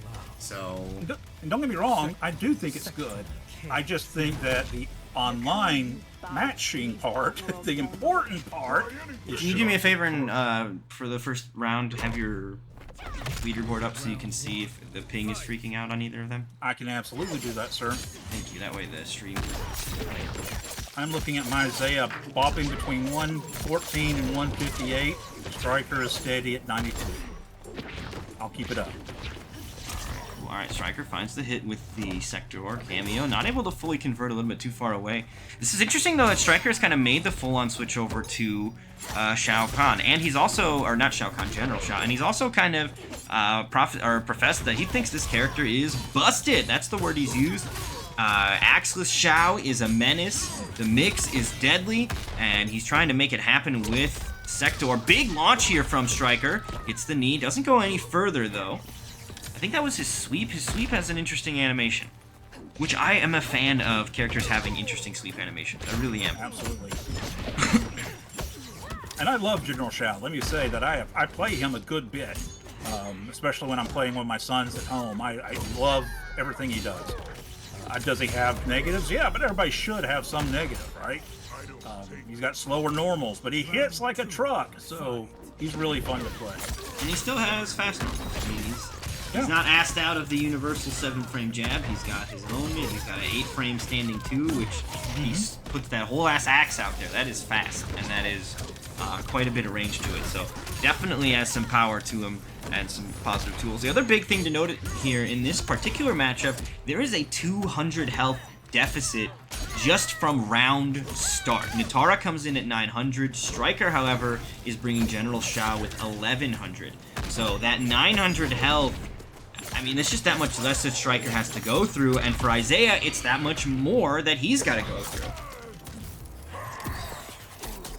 Dude, yeah, absolutely, Woolender saying he's picked up this character in honor of Isaiah, and, like, Isaiah has been, I haven't been paying a bunch of attention to the other side. I know Deoxys is making stuff happen with this character too, but on the Xbox side of things, man, Isaiah has been making Nitara look incredible. Just the ability to be so elusive at all times, just flying all over the screen. The hit and run tactics from Isaiah, absolutely impeccable. The other thing too, though, is this character just got a buff, right? We've already seen Isaiah putting work in pre-patch character, and now she's got a buff with that blood sacrifice. It'd be interesting to see if Isaiah is able to start making that happen. We've seen a little bit of it in this matchup alone, utilizing the projectile, but she can also use it to start to heal and get some of that health back. So we'll see if Isaiah ends up tapping into that for any of his combo or pressure routes too, as this set carries on. We'll say, Dream, I've watched this whole thing. My Isaiah is bouncing between 120 to 200, whereas Striker's staying pretty even at 120 to 130. Interesting, so it had spikes up to 200. That is he's going up and down. Is that on the character select screen or during the match? During the character match. select screen will freak out, but the match itself. Nope, right now he's at 170 at the match. Now he's down to 145, 160, 140, 155. You see what I'm saying? He's not holding there, but he is spiking. He looks 174. Yeah, it's playable. I'm not saying there won't be lag, but that's what's happening. Okay. Yeah, maybe have him reset before the next one, or if it happens, if the lag gets here. Hopefully we don't have to go through another reset, though. We don't want to have too much dead air. Look at this, though. Airtime and death happening. 386 up there. Nice armor round, though, from Striker. Doesn't want anything to do with that Frost Assist, which, speaking of, I think this is the first time we've seen Isaiah running the Frost Assist. It's mostly been Kung Lao, Sector, and Serena in the past. Now Frost taken to the stage here. I can't see the internet kind of freaking out a little bit, it looks like. 200, 120. Yeah. Uh-oh. That's going to almost do it. The blood sacrifice. Now, is the blood sacrifice lethal damage when she's, like, draining your health? Round 2, fight. Oh, he goes for it. Turns it into a projectile. That was sneaky. Nice little conversion here. Sector rocket comes through. Look, dude. And Striker has the setups absolutely prepared for that entire sequence off the rocket and everything. Ooh. I genuinely think Shao can be a terrifying character in the right hands. And Striker looking to show he is one set of such hands. I think also, you know, video games, did bust the character out during top 8. Look at that, comboing off the overhead as well. Interesting ways to make stuff happen here with the General. Final round, fight. Very well done. Again, playing Shell I find is very rewarding. And we're talking about Nitara. Even, she got that buff. We talked about that. She's shown how that buff can come in handy already. But one thing we've seen Isaiah do with this character really is highlight how she should be used. People were complaining, well, she really doesn't open someone up very well. That's not the point. Her point is moving around, and that freedom of movement, sky-based, that's what's going to open you up. And we've seen it week after week. It's that movement and coming in and hit and run and popping and going. Ooh. Man, Isaiah's done a great job with her so far. Nice little throw setup here off of the Ice Orb. Gonna net Isaiah some solid damage here. 273 into the Blood Sacrifice. So look at that. Striker's health just draining under the Blood Sacrifice plus the chip. Hey, no worries, Demoralized. It's all good. It's all good. I know you got stuff going on. We'll keep you in for the next one. I figured that you didn't miss on purpose. I know it's been valuable for you to be getting these points. And just like we thought it was going to be, it is tied up 1-1. We knew this would be a good match going into this. So here's what we are gonna do, because the lag is happening. The lag is happening on Isaiah's end. What I think that we should do is we should have Isaiah reset his router. Okay, let's do that. Because this lag keeps on happening. If the match continues under this, people are not going to be happy. And we're able to kind of clearly tell that the fluctuation and stuff is on Isaiah's end. So we're going to hope that that can do something. We've already tried changing lobbies. That's not fixing it. So the next kind of variable is going to be Isaiah's internet. Hopefully a router reset will fix that. Otherwise it might be a bigger thing at play that we can't do anything about. But spiking to up to above 200 is... Yeah. The spiking that's to the 200. kind of stuff that's like, we can't allow that. That's the stuff that we had the DQ Safari for last time.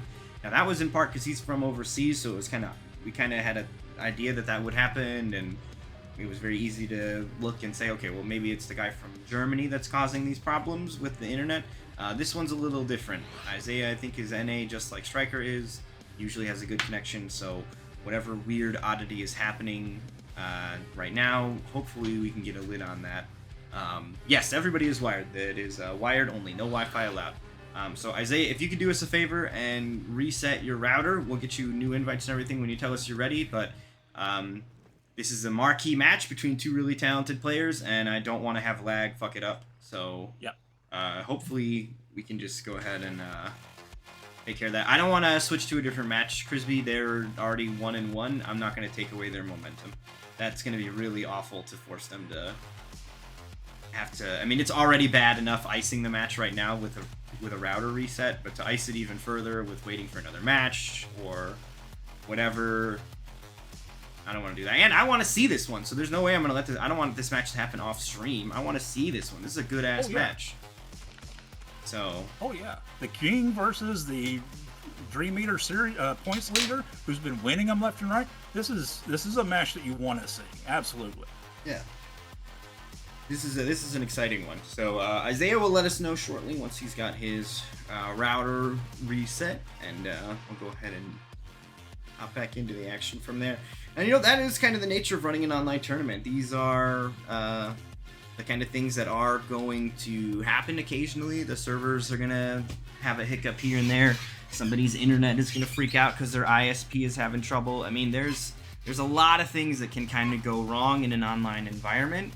I mean, even in an offline environment, people have controllers get disconnected, the headsets stop playing the audio, and you got to play in silence in an offline that you spent money to play at.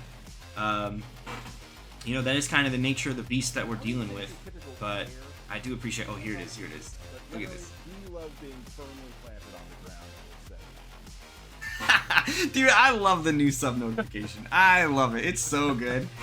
Just the fucking audio of Tyler being like, Reiko doesn't like being in the ground, on the air at all. Don't put him in the air. And then it's like a max damage combo.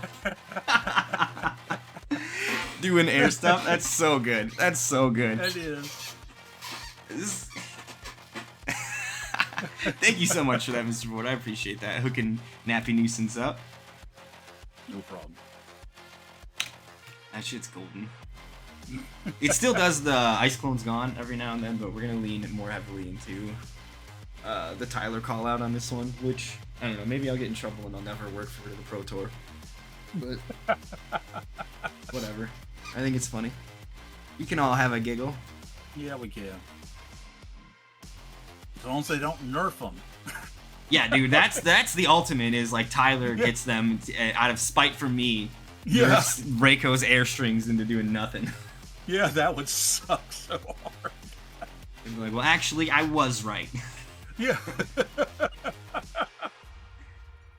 So hopefully that's not the fate. It is really interesting, though, that Reiko gets the most damage out of air strings. It's not the same... It's not that exact thing for every character. I thought that it was for a little bit, but that's mostly a symptom of only playing Reiko. But, like, Reiko's air strings are, like, 19%. The full air string is 19%. And that is typically, or it is definitely, it is more damage than you're going to get off of any Ender. Yeah. 3-4 into takedown, standing 3 into command grab, all of it. Even 4-3-4, if you can somehow manage to get that string to connect late in the combo, which it won't because of the gravity, but even if it did connect, it's going to do less damage because that string has extra scaling on it for some dumb reason.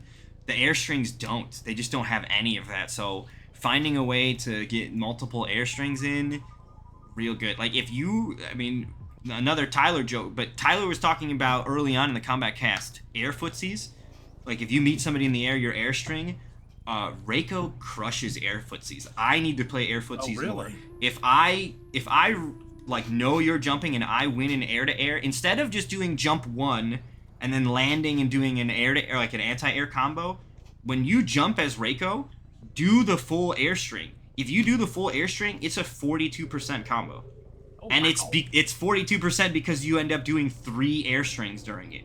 You do the jump 1-2-1 into Scorpion cameo, then you do the kick into the slide, and then you do another jump 1-2-1 into another Scorpion camo, and then you do a jump 2-1-4 for 42%. And it's like, it's 3 air strings, and that's why it does so much damage. That's amazing. Yeah, because I'm doing the ones on the ground. The ground strings is kind of, you know, I mentioned to Dream that I picked up Reiko, and they're doing like 350 range, right? You know what I'm saying? So if you're pulling out another, 90 points of damage from air strings? That's awesome. Yeah, Taken to the Skies with Reiko has been, in my experience, the absolute best way to get damage for the character. Not exactly the case for everybody, I'm sure, but I think it's something to look into, honestly, for most characters, because those air strings are typically hitting a lot of damage, and if there are ways that you can, even through a combo extension, if there are ways that you can do that, like through the air strings and then a cameo or whatever, I would go for it. Some characters have just natural strings that extend their stuff anyway. I did not mean to invite you to a party, sorry, Isaiah. So some they just have natural, like they bounce off the ground or it pops them up, like Johnny Cage has a string where he does like a flip kick that pretty frequently ends up allowing you to follow up. So some of them kind of have just innate ones that do that, but even if you've got to use a cameo to make it happen, I think it's genuinely worth looking into, because you'll get a lot of damage from those. And I think part of that is that they want players to do air stuff. They absolutely want players to do air stuff, because that's the new thing. Yep. And you're doing, you said Scorpion you're using for your cameo for those extensions, right? Oh, yeah, dude, the last chat that I got.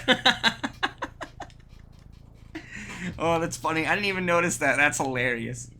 That's from that guy that we were playing in Combat League. I didn't notice it. Yeah, that's the Baraka player. Oh, man. Alright, so Isaiah is here. He has joined us. Hopefully connection is all good. Striker's ready to go. Let's get this match underway. Vort, if you could be so kind as to have the ping up again, just to Absolutely. make sure. Hopefully whatever problem Isaiah was having is not continuing. It's not some like ISP or some storm happening in his area. It was just router on the fritz. I also know that depending on who the host is, could be some connection issues as well. Yeah, but we're not going to change that. We're not going to change the host. I don't think that it would have showed up before now, right? We're not going to change the hosts anyway. Like, the host matters maybe for their matches, but I live in Chicago. Is any focus tournament, I'm going to be like the best gauge for a good connection with the majority of this, you know what I mean? Like, and the same thing for even with EU, because I'm in the middle and stuff like that. So I think we'll be the best arbiter for that. But for your own matches, if you guys want to try alternate hosts and stuff, that is up to you guys. But for the stream matches, we're gonna have me be the host. So far, it's worked. Whatever happened, because the highest he's been is 90. Excuse me, the highest he's been is 130, with the lowest being 90. Okay, and Striker's bouncing around 80 to 90. So yeah, so far much improved. Much improved. Excellent. Sometimes that's what it takes. And also let that be a note to anybody having problems in your matches in the bracket. This is not just top player privilege or just because, you know, Striker's a mod and blah, blah, blah. This is, if you are having a laggy match, I would highly recommend you tell your opponent, hey, this is laggy. Let's reset our stuff. I don't like this. Like, I definitely would recommend reaching out to a mod, asking to see if we can get somebody to maybe host a King of the Hill for you so we can have somebody else watch to see. Like, there are things that we are willing to do to help you, but you gotta talk to us. You gotta bring it up, and we can make it happen. Right now, though, Striker thriving under this solid connection. First round goes to him. Absolutely. I've been watching it the whole time. Now, he did bounce up to 150 for a split second, but he's back down to 120 and just holding there. All right, nice little throw here. Get some clean damage. Dude, I love the axeless throw. The way that he like finishes it where he spins them. It's kind of the same throw animation, but it's slightly different at the end, it feels like, and it looks great. I will say I love the idea of Shao Kahn sort of having somewhat stances, as in, like, when you drop the axe, you play with a different set of rules and stuff. I do actually think that that is pretty cool. That is very cool, I think. And requires a lot of knowledge as a player, both on the offensive side and the defensive side. You know, being familiar with both sides of your character is not necessarily something that's going to come overnight. You're going to have to actually put some time and effort into maximizing both of those forms. And also from the defensive side, you know, Isaiah potentially hasn't been met with this caliber of Shao Kahn, so he's having to learn on the fly. Okay, what do these things actually do? Every Shao Kahn player I've been playing has just been kind of derping it up. Also, as a quick side note, if Striker wins this, there will be a Shao Kahn mirror for top 8. Oh, wow. We won't be streaming that, unfortunately. That match will be happening off stream, but Nappy is already made it to winner semis with Shao Kahn. And if Striker wins, it's a potential Shao Kahn mirror between the two. So, man, that is unfortunate that match is scheduled for off stream, but damn. Yeah, that would be a nice match to watch. Now, my Isaiah, just quick update, did spike up very briefly to 160, 170. Is that on range. the character select screen, though? Because the reason No, I asked sir, that was is that during the match. Okay, During because the match. character select screen has, in my experience in the past, seemed less stable. That was before the patch, so maybe that patch has changed some things, but I had noticed players' connections kind of, you know, much more squirrely on the character select screen for some reason. That's still going on, I'll admit, but I have not counted anything on the character select screen. But most of the time he's at 120, so I do think it's... All right, so that is going to be Striker that takes it, though. Looks like Isaiah doesn't want to continue, wants to eat. The internet connections perhaps discouraging for them, so they are going to be dropping out, and Striker will be moving on. So they'll play against Nappy Nuisance in an offline match to make it into top 8. Isaiah, are you DQing all the way out? Or, I mean, you're close, so you'll still get points, but should I DQ from this one as well? Probably, right? You said you're going to eat. So, I want to make Derpy Man wait all day. Alright, yeah, so Derpy Man, you don't have to wait. You can go ahead and face off against Skinny. Fluffy, if you want to go ahead and check in versus Panda, your guys' match is ready, so you guys can keep on making your way to get into top 8. That is for that pool. Over on this pool, we have 2 matches left for the night. So we got Hunter versus Crisby, and then Skill versus Arma. Got Jin Fox and Blue. This match needs to be finalized. That'll happen shortly. So brackets are definitely catching up. We're going to go ahead and get some invites out here, though, for Hunter and Crisby, as I believe they've been waiting longer than Arma. Yeah, they've been waiting longer. So let's go ahead and get these invites out to Hunter and Crisby. Absolutely, and this is a fight for top 8, correct? Yes, this match and the next one will be matches for top 8. So the winner of these upcoming sets will be qualifying for top 8 on the winner's side of things. That is amazing. That's a lot to fight for, too. That's one less bout you're going to go through. Now, remember, though, just because someone loses does not mean they're out of the tournament. There is a loser's bracket that people can fight back through, you know, and there's a loser bracket in the top 8 as well. That they can, and we've seen it happen, go all the way through, reset the bracket, and win the whole thing. We've seen it time and time again, so it is very possible. I think Isaiah did it earlier in the year, as a matter of fact, on his first win that he did. So it is possible. Don't think because they're in losers that this game over. That's not it whatsoever. But you do get an advantage if you can stay on winner's side. Alright, so we are going to have our invites out for Hunter and Crisby. Now, one thing to also note about these players is these are 2 players in this particular matchup that are looking pretty solid on the points leaderboard. Crisby made 2nd place, or no, made I think 3rd place or 4th place. Made top 8 first week that they ever played. And a back-to-back top 8 finish means that they're going to be tearing through that leaderboard. Hunter, on the other hand, 2nd place for sure first week, I believe. So has a lot of points to their name as well. So being able to continue to expand on that and stack more points in their favor is going to be huge for these 2 competitors here as these continuing weeks go on. There are only 4 more weeks after this one to earn points, right? So this is week number 4. I'm sorry, no, this is week number 4. There's 3 more weeks. So week 5, week 6, and week 7 is the last weeks for points, and then the final week, the LCQ, is... the final week for the LCQ is going to be the winner takes all to get that final spot. Yeah, we can have somebody watch the ping for Skill in the Hill. I know that Skill is from across the pond, so we suspect there's something going on with it. I do believe in the previous instances, Skill's connection's been Somewhat AFK, my friend. fine, but oh yeah, whoops, my responsibilities. And we got 2 Elder Gods in here right now. Look at that. Ooh. All right, so far they're coming out and proposing off. We're looking like it's Kenshi and Tanya so far. Tanya. Let's see if it stays that. All right, Tanya's locked in on Crispy's side. Hunter's thinking about it. Oh, now he's changing around. He's looking. Johnny Cage. Oh, and he ends up going to Johnny Cage. Let's see what kind of cameos we're looking at here. Kano. Looks like we're looking at Goro and Kano. Goro does a lot of mileage there for Tanya. Kano's kind of taken the place that we've talked about, that same kind of keep you locked down that Cyrax had. He's kind of taken a lot of the Cyrax shoes over. He's not as good as Cyrax. He can't do quite the same things as we've talked about, but he's kind of filled that slot so far. All right, here we go. Starting off, nice fireball. Got him. Open him up. There's that Goro extension we were talking about. Tanya goes right back with the drill. Keeping him locked down so far.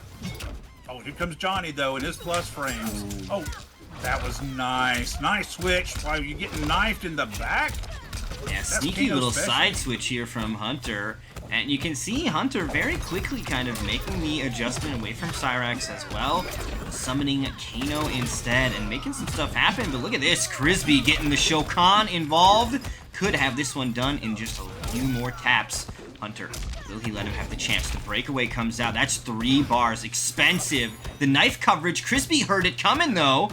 Doesn't take the bait. Goes for the sweep a little too slow. He's out of the corner, though.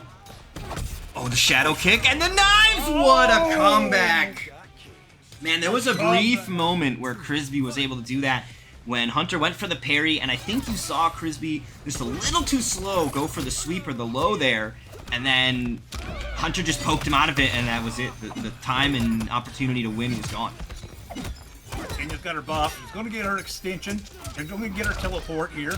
All right, she's getting knocked back, though. Johnny, look at these plus frames go. Into the Kano ball, but she armors through it. The Goro extension doesn't hit. She's trying to keep the pressure on, but nobody can pressure like Mr. Cage.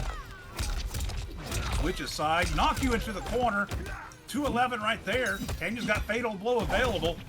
Oh, tried to go for the armor. Good patience there from Hunter. Not going to get caught by the armor or by Goro as he looks to close out the last bit of this life bar. The overhead will do it. And Hunter going to be on the board first. Nicely done. Nice cage play. Now, of course, Tanya was doing some really good things early, but it is so hard to keep up with this Johnny plus frames that he's got. I mean, man, he will lay into you, and you can see already some of the sneaky shenanigans he had going on with Kano. Kano's not even in the screen, and all of a sudden, because he jumped across or shadow kicked, but he did call him, and all of a sudden those knives are coming out of nowhere, and you have to respect that. Yeah, it's one of those things where I think later on in the lifespan of the game, players will get better at recognizing when their opponent's cameo meter has changed as opposed to strictly watching for the cameo itself to show up on screen. You know what I mean? Like, you can tell that he's done the Kano thing if you see the meter disappear. But you gotta be looking for that specific tell, because the typical way of giving it away, where Kano walks his bald ass out and kind of shows it off, that's not happening when he's doing it off camera. Top 8 starts at 7 o'clock. 7 o'clock Central Time. Right now, Tanya's starting off like she did on the last round, but here comes Johnny Cage. Coming right back at you, carrying you to the corner, 264. Oh, she uses her armor to knock her way out. He's got Fatal Blow available. Here's the throw. See what she does. Oh, nice fireball from the sky. Catch her with a staff extension, and just like that, takes a round. I think Crispy's playing this smart, using some of those more long-range normals to harass Johnny from beyond the range where Johnny's really able to answer back. This time, though, Crispy getting a little bit too close, and now he finds himself in the jaws of the beast here as Hunter has him fully cornered. No escape. 233, not heavy damage off that one. Didn't have the meter to keep it going. Crispy ends up putting himself back into the corner with that one. Goro keeps it safe. The whiff punish on the poke attempt as well. Crispy with some nice little shimmies here. Excuse me. Nice fireball. Here comes those knives. Gotcha. Allows Johnny to come in, but he's not able to do anything about it so far. Here comes those plus frames. Knock him right back. Oh, the cannonball! She waited until it was armored through. Oh, one more hit will do it. Will we be able to find it? We've been in this situation before, but this time Prisby takes to the skies instead. That air fireball will do it, and Tanya answers back. Tied up set here in this winner semifinals match for top 8, and both of these players have made it to a top 8 winner side before. Only one of them will do so again. Yeah, absolutely. Both of these players are playing their hearts out right now. You see what kind of each one of them's game plan's turning into. Johnny wants to get in on you. He wants to keep up that pressure and be able to open you up for some big damage in the corner. Tanya is doing her best to stay out of there, trying to use her longer normals to try to keep him away. But as soon as we talk about all these game plan nonsense, here comes Lei Mei. If there's one thing I don't miss. All right, a little bit of a switch up. So this has been the problem for Hunter in the past. I'm gonna come out and say it. The character swapping from Hunter has gotten him in trouble before. In previous outings, his Johnny Cages look strong, swaps over to Raiden, doesn't get the job done, swaps back to Johnny, starts to get some momentum, but ends up losing the set anyway, and you could point to that Raiden game that he gave away. It's happened as well with, I think he was playing Lei Mei, switched over to Raiden, and this time he's going between Johnny and Lei Mei. So Johnny and Lei Mei are the two characters that have been better for Hunter, but I do think that propensity to kind of, you know, what's it called, waffle back and forth on which character that he wants to play, you know, flip-flopping about it, that can be somewhat problematic. In some instances, maybe you can do a good job of catching your opponent off guard. They've got to adjust to a whole new character, but you also have to adjust to a whole new set of routes, and you really got to make sure you're playing on point. Prisby gets caught by the overhead. This could be the kill for Hunter if he doesn't drop it, and he will not. And that is kind of the thing that is important, is that Hunter can swap between Johnny and Lei Mei without running into any sort of weird barriers where he becomes his own enemy, kind of dropping things execution-wise. And so far, Hunter's had some real clean hits with this Lei Mei pick. Yeah, and I like what he's doing, too. Even though Tanya does have, like, a projectile, she has nothing to the level of Lei Mei. Lei Mei can really lock her down, it seems, so far. Oh, got her right there. Goro extension, though. There goes the staff into the drill. She's going to finish it off right here into another drill. 303. And she's coming right back. Doesn't commit to anything bigger than that on that blocked wake up. Into the throw. Want to go ahead and knock him out right there. That was a convincing round for Prisby, so we're tied up 1-1. Let's see what Lei Mei can do here. Oh, there's that Goro extension again. Have to call in Bashir Ryu to break it up. Oh, damn, Striker didn't play the mirror. Striker squished him with something else. Okay. Exploited the Shao weaknesses. Well, if anybody would know, he would. Yeah, Striker, I'm not a fan of mirrors either. I don't blame Striker for not doing the mirror. I don't like mirrors either. Nah, I don't either. But for the reason that nobody does. wants to admit, my ego. I don't want to face the Yeah. reality that I might not be as good with my character as others, so... I clearly admit that. Yeah. Let's just not engage with that reality. Yeah. If I close my eyes, it isn't there. Exactly. Oh, and just like that, man, Tanya took it. And, 2-1. so here's the question now. We mentioned it a little bit. Yeah. Hunter kind of flip-flopping on characters. Does he go back to Johnny? Johnny's the one that got him a game. Lei Mei has now delivered nothing. Does he stick with Lei Mei? If he moves back to Johnny, if he then loses the set anyway, or like, you know, brings it to game 5 and loses, is there that lingering, fuck, I shouldn't have switched to Lei Mei? You know what I mean? I know exactly what But he definitely introduces that thought process. Two things, and yeah, see, now we're going right back to Johnny, and it genuinely begs the question of, would it have been better to just stick to your guns the whole way? I would not have switched off Johnny. I'm being honest. If it was me, because it wasn't like he was getting blown away with Johnny. He was doing good work. All he had to do is make a couple of adjustments, and I think he would have been fine. Dude, they took points from you and kicked you out of God for that? That's fucking absurd. Why does rage quitting work like that? How do they not fix that, man? Again, more like just archaic, old online infrastructure that wishful thinking has me hoping will go away when the new Grand Online comes out. But that new Grand Online is probably a mythical being that doesn't exist. It's imaginary. Isn't a unicorn. All right, Johnny got opened up. Has to bring in the Kano ball. Oh, those normals, though. You can see Tanya once again doing that strategy that she did earlier, using those normals to kind of keep Johnny at bay. Johnny's got to find his way in.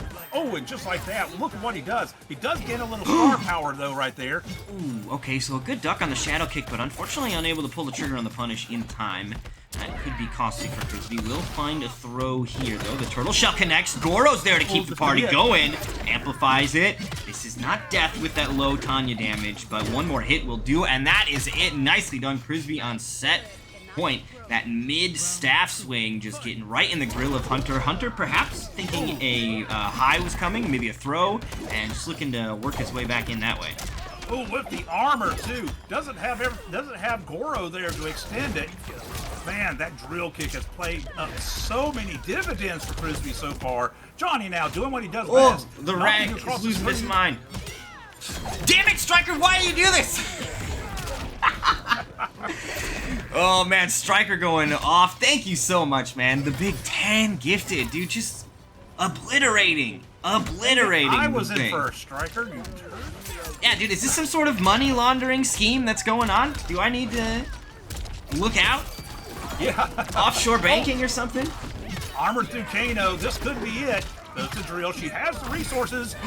She's gonna spend. Oh, That is it. What a well done play by Frisbee, recognizing that lethal was on the table and securing the victory and the top 8. Expertly done here by Frisbee. Dude, I love that new sub notification. I'm so glad that it's playing. Dude, it took me a while to fucking figure it out. Okay, how to make a new one, but I got it. That's awesome. Hunter's not dead. Hunter will go down to the loser's pool, but I would fully expect to see him in top 8 on the loser's side. But generally, he loves being firmly planted on the ground. All right, with that said, generally he loves being firmly planted on the ground. I'm telling you, you're gonna get him nerfed. So Dude, we're gonna keep it playing on this screen so that it keeps happening.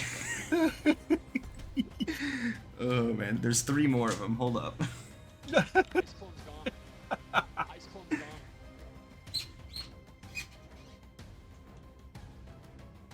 Alright, so the next match, Arma and Skill. But generally, he loves being firmly planted on the ground, I would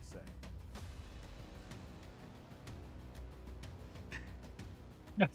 Yeah, so what they did, Young Skirt, is Fatal Blows. It's like a bug fix. Essentially, what they wanted to do is have Fatal Blow scaling be less, like across the board. So if you do a Fatal Blow in a combo, late in a combo, it's going to just universally do more damage.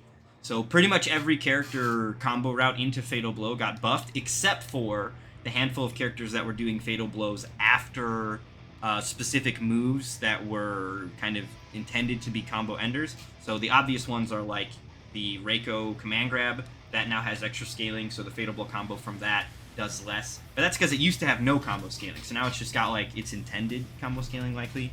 And the same thing would go for if you're using like the Melina thing, the Fireball thing, and then amplifying that. That has more combo scaling, so if you do a Fireball after those kind of things, you may end up actually limiting your damage a little bit. But for the most part, Fatal Blow routes across the board are better for everybody. And I think Tanya, probably one of the bigger winners in that arena, just based simply on the fact that she already has low damage. So being able to get actual access to big 40 or high 40, almost 50% damage is really quite valuable.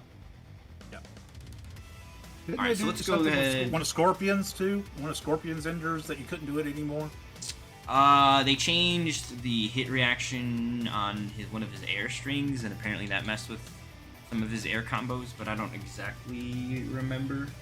There might be something else that they added scaling on one of his moves that people like would use for combo extension, but I don't actually remember. So it might have been like the Hellfire thing, but I think that's actually the way that it's working is as intended. As So, intended. Yeah. Like I think they actually want you to do it like that, where you can Yeah. cancel into a cameo and extend. I saw somebody amp it before with someone else in the air, and it will still hit you and do its dot damage. It is an amazing move when you amp it. Armabot, I think this is LS. LS.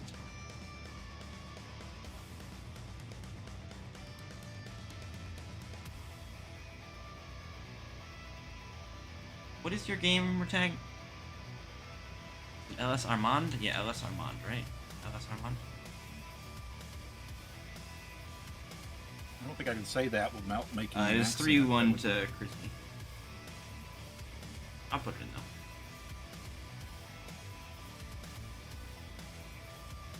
Alright, so you are... Oh, wait, whoops, it's freaking out. So you're all set for the night, Crispy. Hunter, you do still have to play in the lower bracket. You got some matches to finish up. You'll be playing the winner of Dark Fleet and Betty. And we also got Alright Rai and some other people coming through. Alright, so I've gone AFK. I just need to get this report in here. And there we go. Oh no, they started without you. Yes, Saturday, 8 p.m. EST. You got it. Same as last week. At least that's the plan, is that we're trying to hit that stride. I know I'm kind of flaky and don't always do things on schedule, but that's the idea, is to try to get some kind of a rhythm and routine for you guys so that you guys can get used to it as well. And it also, if we have a routine, makes it easier for you guys to, like, you know, maybe adjust your work schedule so you have Thursdays off or whatever. You're going to carry this one, my friend. They started before I could get there. Indeed they did. They were anxious to fight. Alright, well, start the gun. My bad. Oh, that is fun. No problem. Bam. Alright, here we are. Ashra versus Scorpion. Kind of not surprised that Arma is playing as Scorpion. That's been kind of what I've known him for in the previous games. He's a familiar face around these parts for quite some time.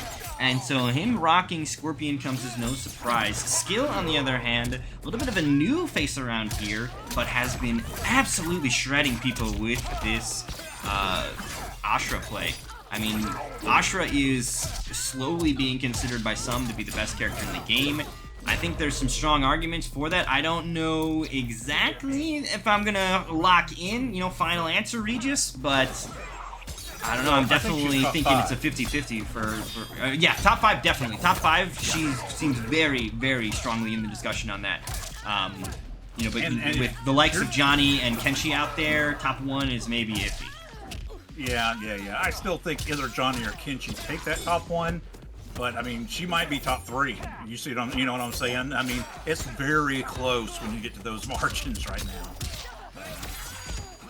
But regardless of what it is, I also think Scorpion is a very underestimated character in this game. I have watched people like Javier do incredible things with this character, and I really think people don't understand or appreciate how good he really is.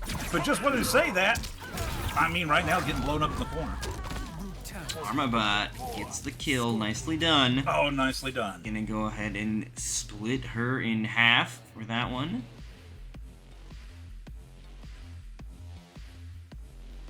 So Armabot will take that first game, although Skill was turning it up. Fatal Blow was available. If that hit would have gone the other way, it actually could have absolutely ended up being us awarding that game 1 point over to Skill.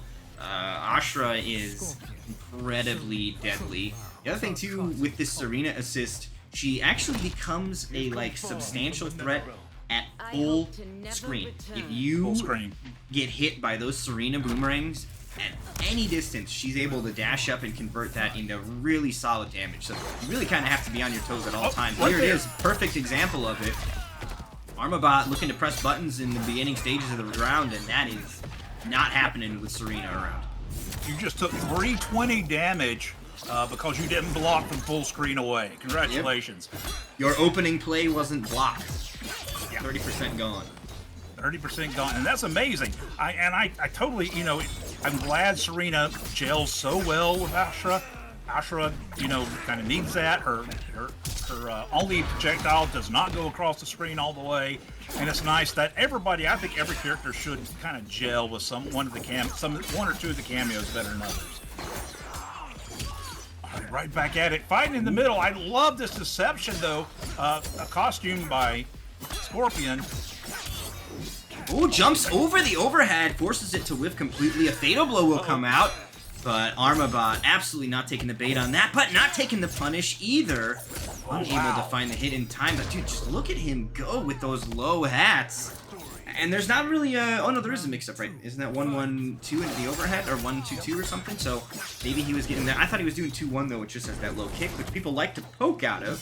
Nice little punish here from Skill, ducking that second hit of the string. And another overhead connects for Skill.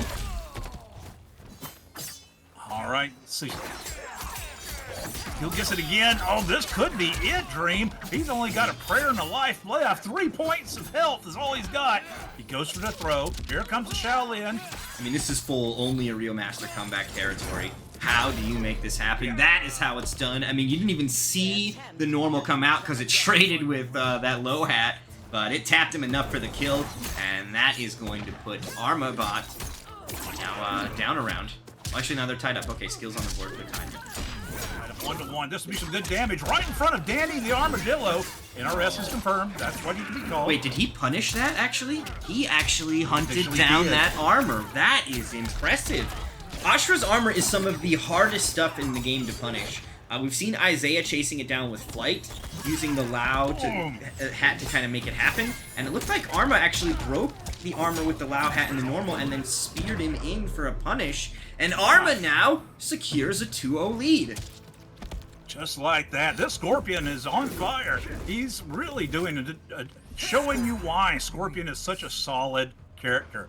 Now, you can make the argument he's more solid than others with certain cameos, but that's the whole meta of the game, isn't it? You know, finding the right cameo to fit your style of play. And right now, it looks like Scorpion and Kung Lao are exactly Armabot style. I'm going to think about it. Scorpion selected. Uh-oh. We are changing. Of course, now they did change character to still got Serena. Interesting. Chose Sindel. Armabot could have changed his cameo. Chose not to. He's happy with the Shaolin. Let's see what tricks the guy's screen. I'm telling you, Sindel is a very good character. Now, one of her things is that you got to watch out. I think she's got some false zoning potential.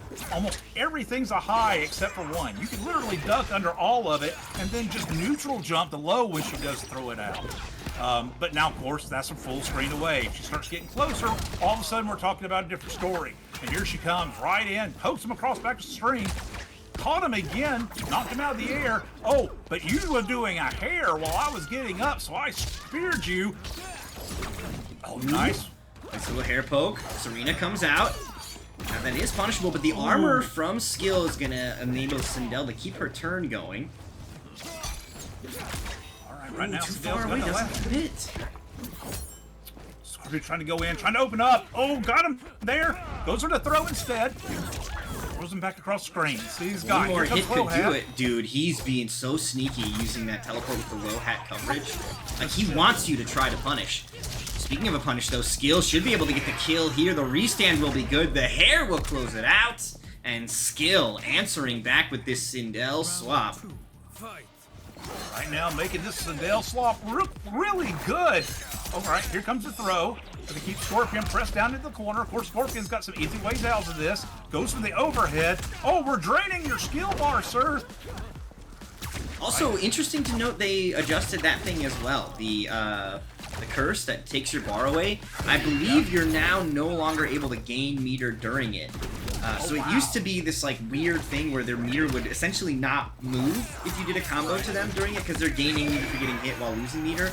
Now I think they just straight up lose meter. I'd have to do some actual science and checking, but the patch notes made it seem like the opponents are no longer able to gain meter while they're also losing the meter. So significantly better in those situations. Because there were some where it would just be like, all that the Serena call-in did was just like, which is not a bad thing, but prevented them from being able to break, right? So because you just keep them from getting to full meter, but they still end the sequence at like, you know, 3.5 bars.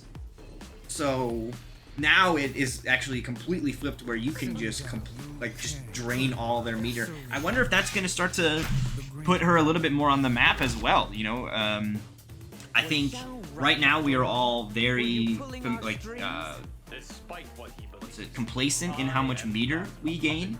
You gain a lot of meter when you get hit. You gain a lot of meter for hitting and for getting stuff blocked. Like, meter comes in very, very quickly in this game. And a character that can not only prevent you from getting that fast access meter, but siphon it from you, that's going to potentially be very interesting later on. And especially with other characters. What if there's some character with some crazy combo you have to break, and then Serena's like, go fuck yourself. That's crazy.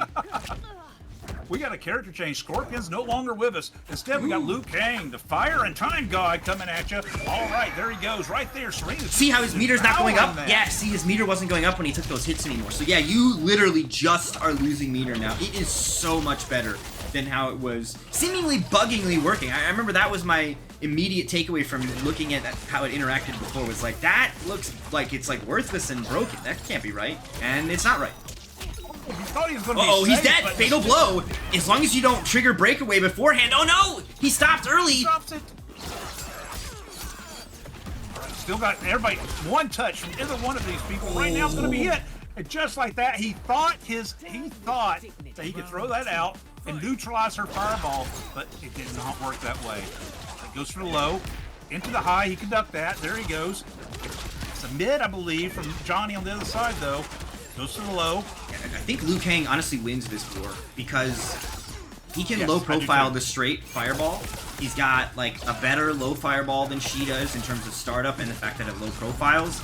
This is an uphill battle for Sindel, particularly without Sub-Zero cameo. Now, this is Pro Tour rules. You could have maybe switched over to Sub-Zero cameo when the Wu came out. Yep. So far, though, Nappy's the only player that's taken advantage of that option. I think players, when they get more familiar with the rules, that'll come up more. But technically, he was allowed to switch. And it's not like Serena Assist is bad here, but unfortunately struggling to get the job done, and that Ice Armor is just real good if you are going for a zone and game plan, which is, it does appear both players have been doing. This has been a fireball-focused set of rounds here in game number 4. All right, going. Oh, she tries to go in. Blue now has all the tools here to keep up with her in the close-up. He is really a very well-rounded character. He's good at combos. He's good at opening you up. He's good at zoning. So, but also Sindel, there's nothing wrong with her when she gets up close to her. Here they go, back and forth. There's the hair poke. Oh, got him with that hair poke. Into Serena. Can't get anything else out of it. Hey, let's go for the throw instead. Big life lead coming in right now. Lots of throws connecting here for skill. Air poke's coming through. Poke into overhead. Skill very close to closing this out. The little duck is going to prevent that from getting too crazy. Another overhead. I mean, these are punishable overheads, by the way. I mean, if skill gets an error on this, Armabot blocks it, could be devastating. Speaking of, there it is. Fatal blow available. No, the drop! The drop, fatal blow is available right there. Oh, Ooh, and that'll do it. Goes into a throw. Oh, and that finally, with this little craziness that's at the end. Yeah, that was a scramble. I think what really ended up costing the most was that hair normal she has, where she hits with her hair a bunch. Yep. Arma jumped to the other side of it, and then she's just kind of stuck whiffing for quite a while. And that made it very difficult for skill to recover from. So that is going to do it. We'll head back to our bracket one final time to pop those scores in there for that match. Now, that happened over in Pool 2. Scores are in there already. Big shout out to the mods. So that is going to do it. Top 8 winner side has been determined. It looks like loser side also coming through in a couple of spots, with Fluffy taking a win over Nappy. Skinny versus Skill is going to go on right now. They'll play off stream, of course. And then over on this side, Hunter versus Dark Elite, currently in progress. Seeds number 2 and 3, by the way. So that is going to be a heartbreaker for one of them. And then Akroma and Alright Rai. Akroma, if you are here, if you could be so kind as to check in for your current match. Winner of that will face off against Kusa for top 8. And looking at our top 8, which is going to be happening on Saturday, we got Striker versus Armorbot, Frisbee versus Hello Larry. So that is going to be our winner side, how we open the show up. And then we've got Fluffy Fawn already in there, and he is waiting to figure out who will be joining him. And again, those matches still underway. We'll have an update for that on Twitter shortly once we figure out the full breadth of who is actually in our top 8. But man, what a set of matches tonight. Strikers bringing the noise with that Shao Kahn. Really exciting to see that. Looking forward to more of that this weekend. But this has been an absolute blast. Mr. Vort, is there anything that you would like to share with these fine folk before we say our farewells? No, not at all. I just want y'all to know that Dream has been putting up here a home for all of us exiles. If you can, give them a follow, support the stream, let everybody know about it, get more players. If you know someone out there that's pretty good at Mortal Kombat, this is a great starter tournament. He always tries to get new people in here to get used to the tournament nerves. So go out there, tell other exiles about it, and get them to come on through and join the fun. Yeah, absolutely. Always looking for more and more people to join us. The more the better. I think it definitely is a good place for people to get started. And yeah, it is a starter tournament. This isn't necessarily intended to be the tournament where, you know, the pros all come through and play or whatever, but this is the place where good players can come, players of all skill levels can come, and you can kind of get your feet wet, get a feel for it. If you start doing well, maybe you can earn a little bit of money, get a PlayStation, maybe afford a hotel stay at an offline event, you know, all sorts of stuff, but you need those beginning foundational steps, and that's part of what this is for. And that goes for commentary too. If anybody wants to join me on the mic, feel free to reach out. There are no requirements for you know, experience or anything. This is grassroots from the ground up, and if you want to start having a foundation put together, I'm happy to help you. So hit me up in the DMs and we can talk about that if you'd like to join us on the mic. But that is going to do it for today's event, I believe. Really appreciate everybody coming out and playing today. Also do want to really quickly give a big, huge thanks to Kellyanne and Pocky for helping out in the brackets. It is a huge benefit to be able to have people that are paying attention to the brackets so that I don't have to, while I'm trying to run the stream and do the commentary and run, like, it takes a huge weight off of me. So I genuinely appreciate you guys being willing to help out, get these players through the bracket, use your Smash GG and Start GG expertise to guide them on their journey while they try to dive into this competitive arena. So it is not lost upon me how important and meaningful that is for all of our players and for everybody here to have a great time. So really appreciate that. I also want to give a huge thanks to Mr. Aqua for dropping the raid over here. I do really appreciate him bringing the Atlanteans over, and of course any of the Xbox exiles that are from Atlantis, you are more than welcome to join us here on the Xbox side of things. In spirit of that though, I think that we should probably keep this raid train a-going, so let's find out who is playing some Mortal Kombat that we can send you to. Easy mode answer is probably some of these other ones, but let's see if there's any. Oh, Pulse is playing? Alright, we're going over to Pulse. So I'm going to send you guys over to Pulse, one of our fellow Xbox boys. Even though he plays on PlayStation now, he's Xbox at his core. And That's right. You guys have a great night.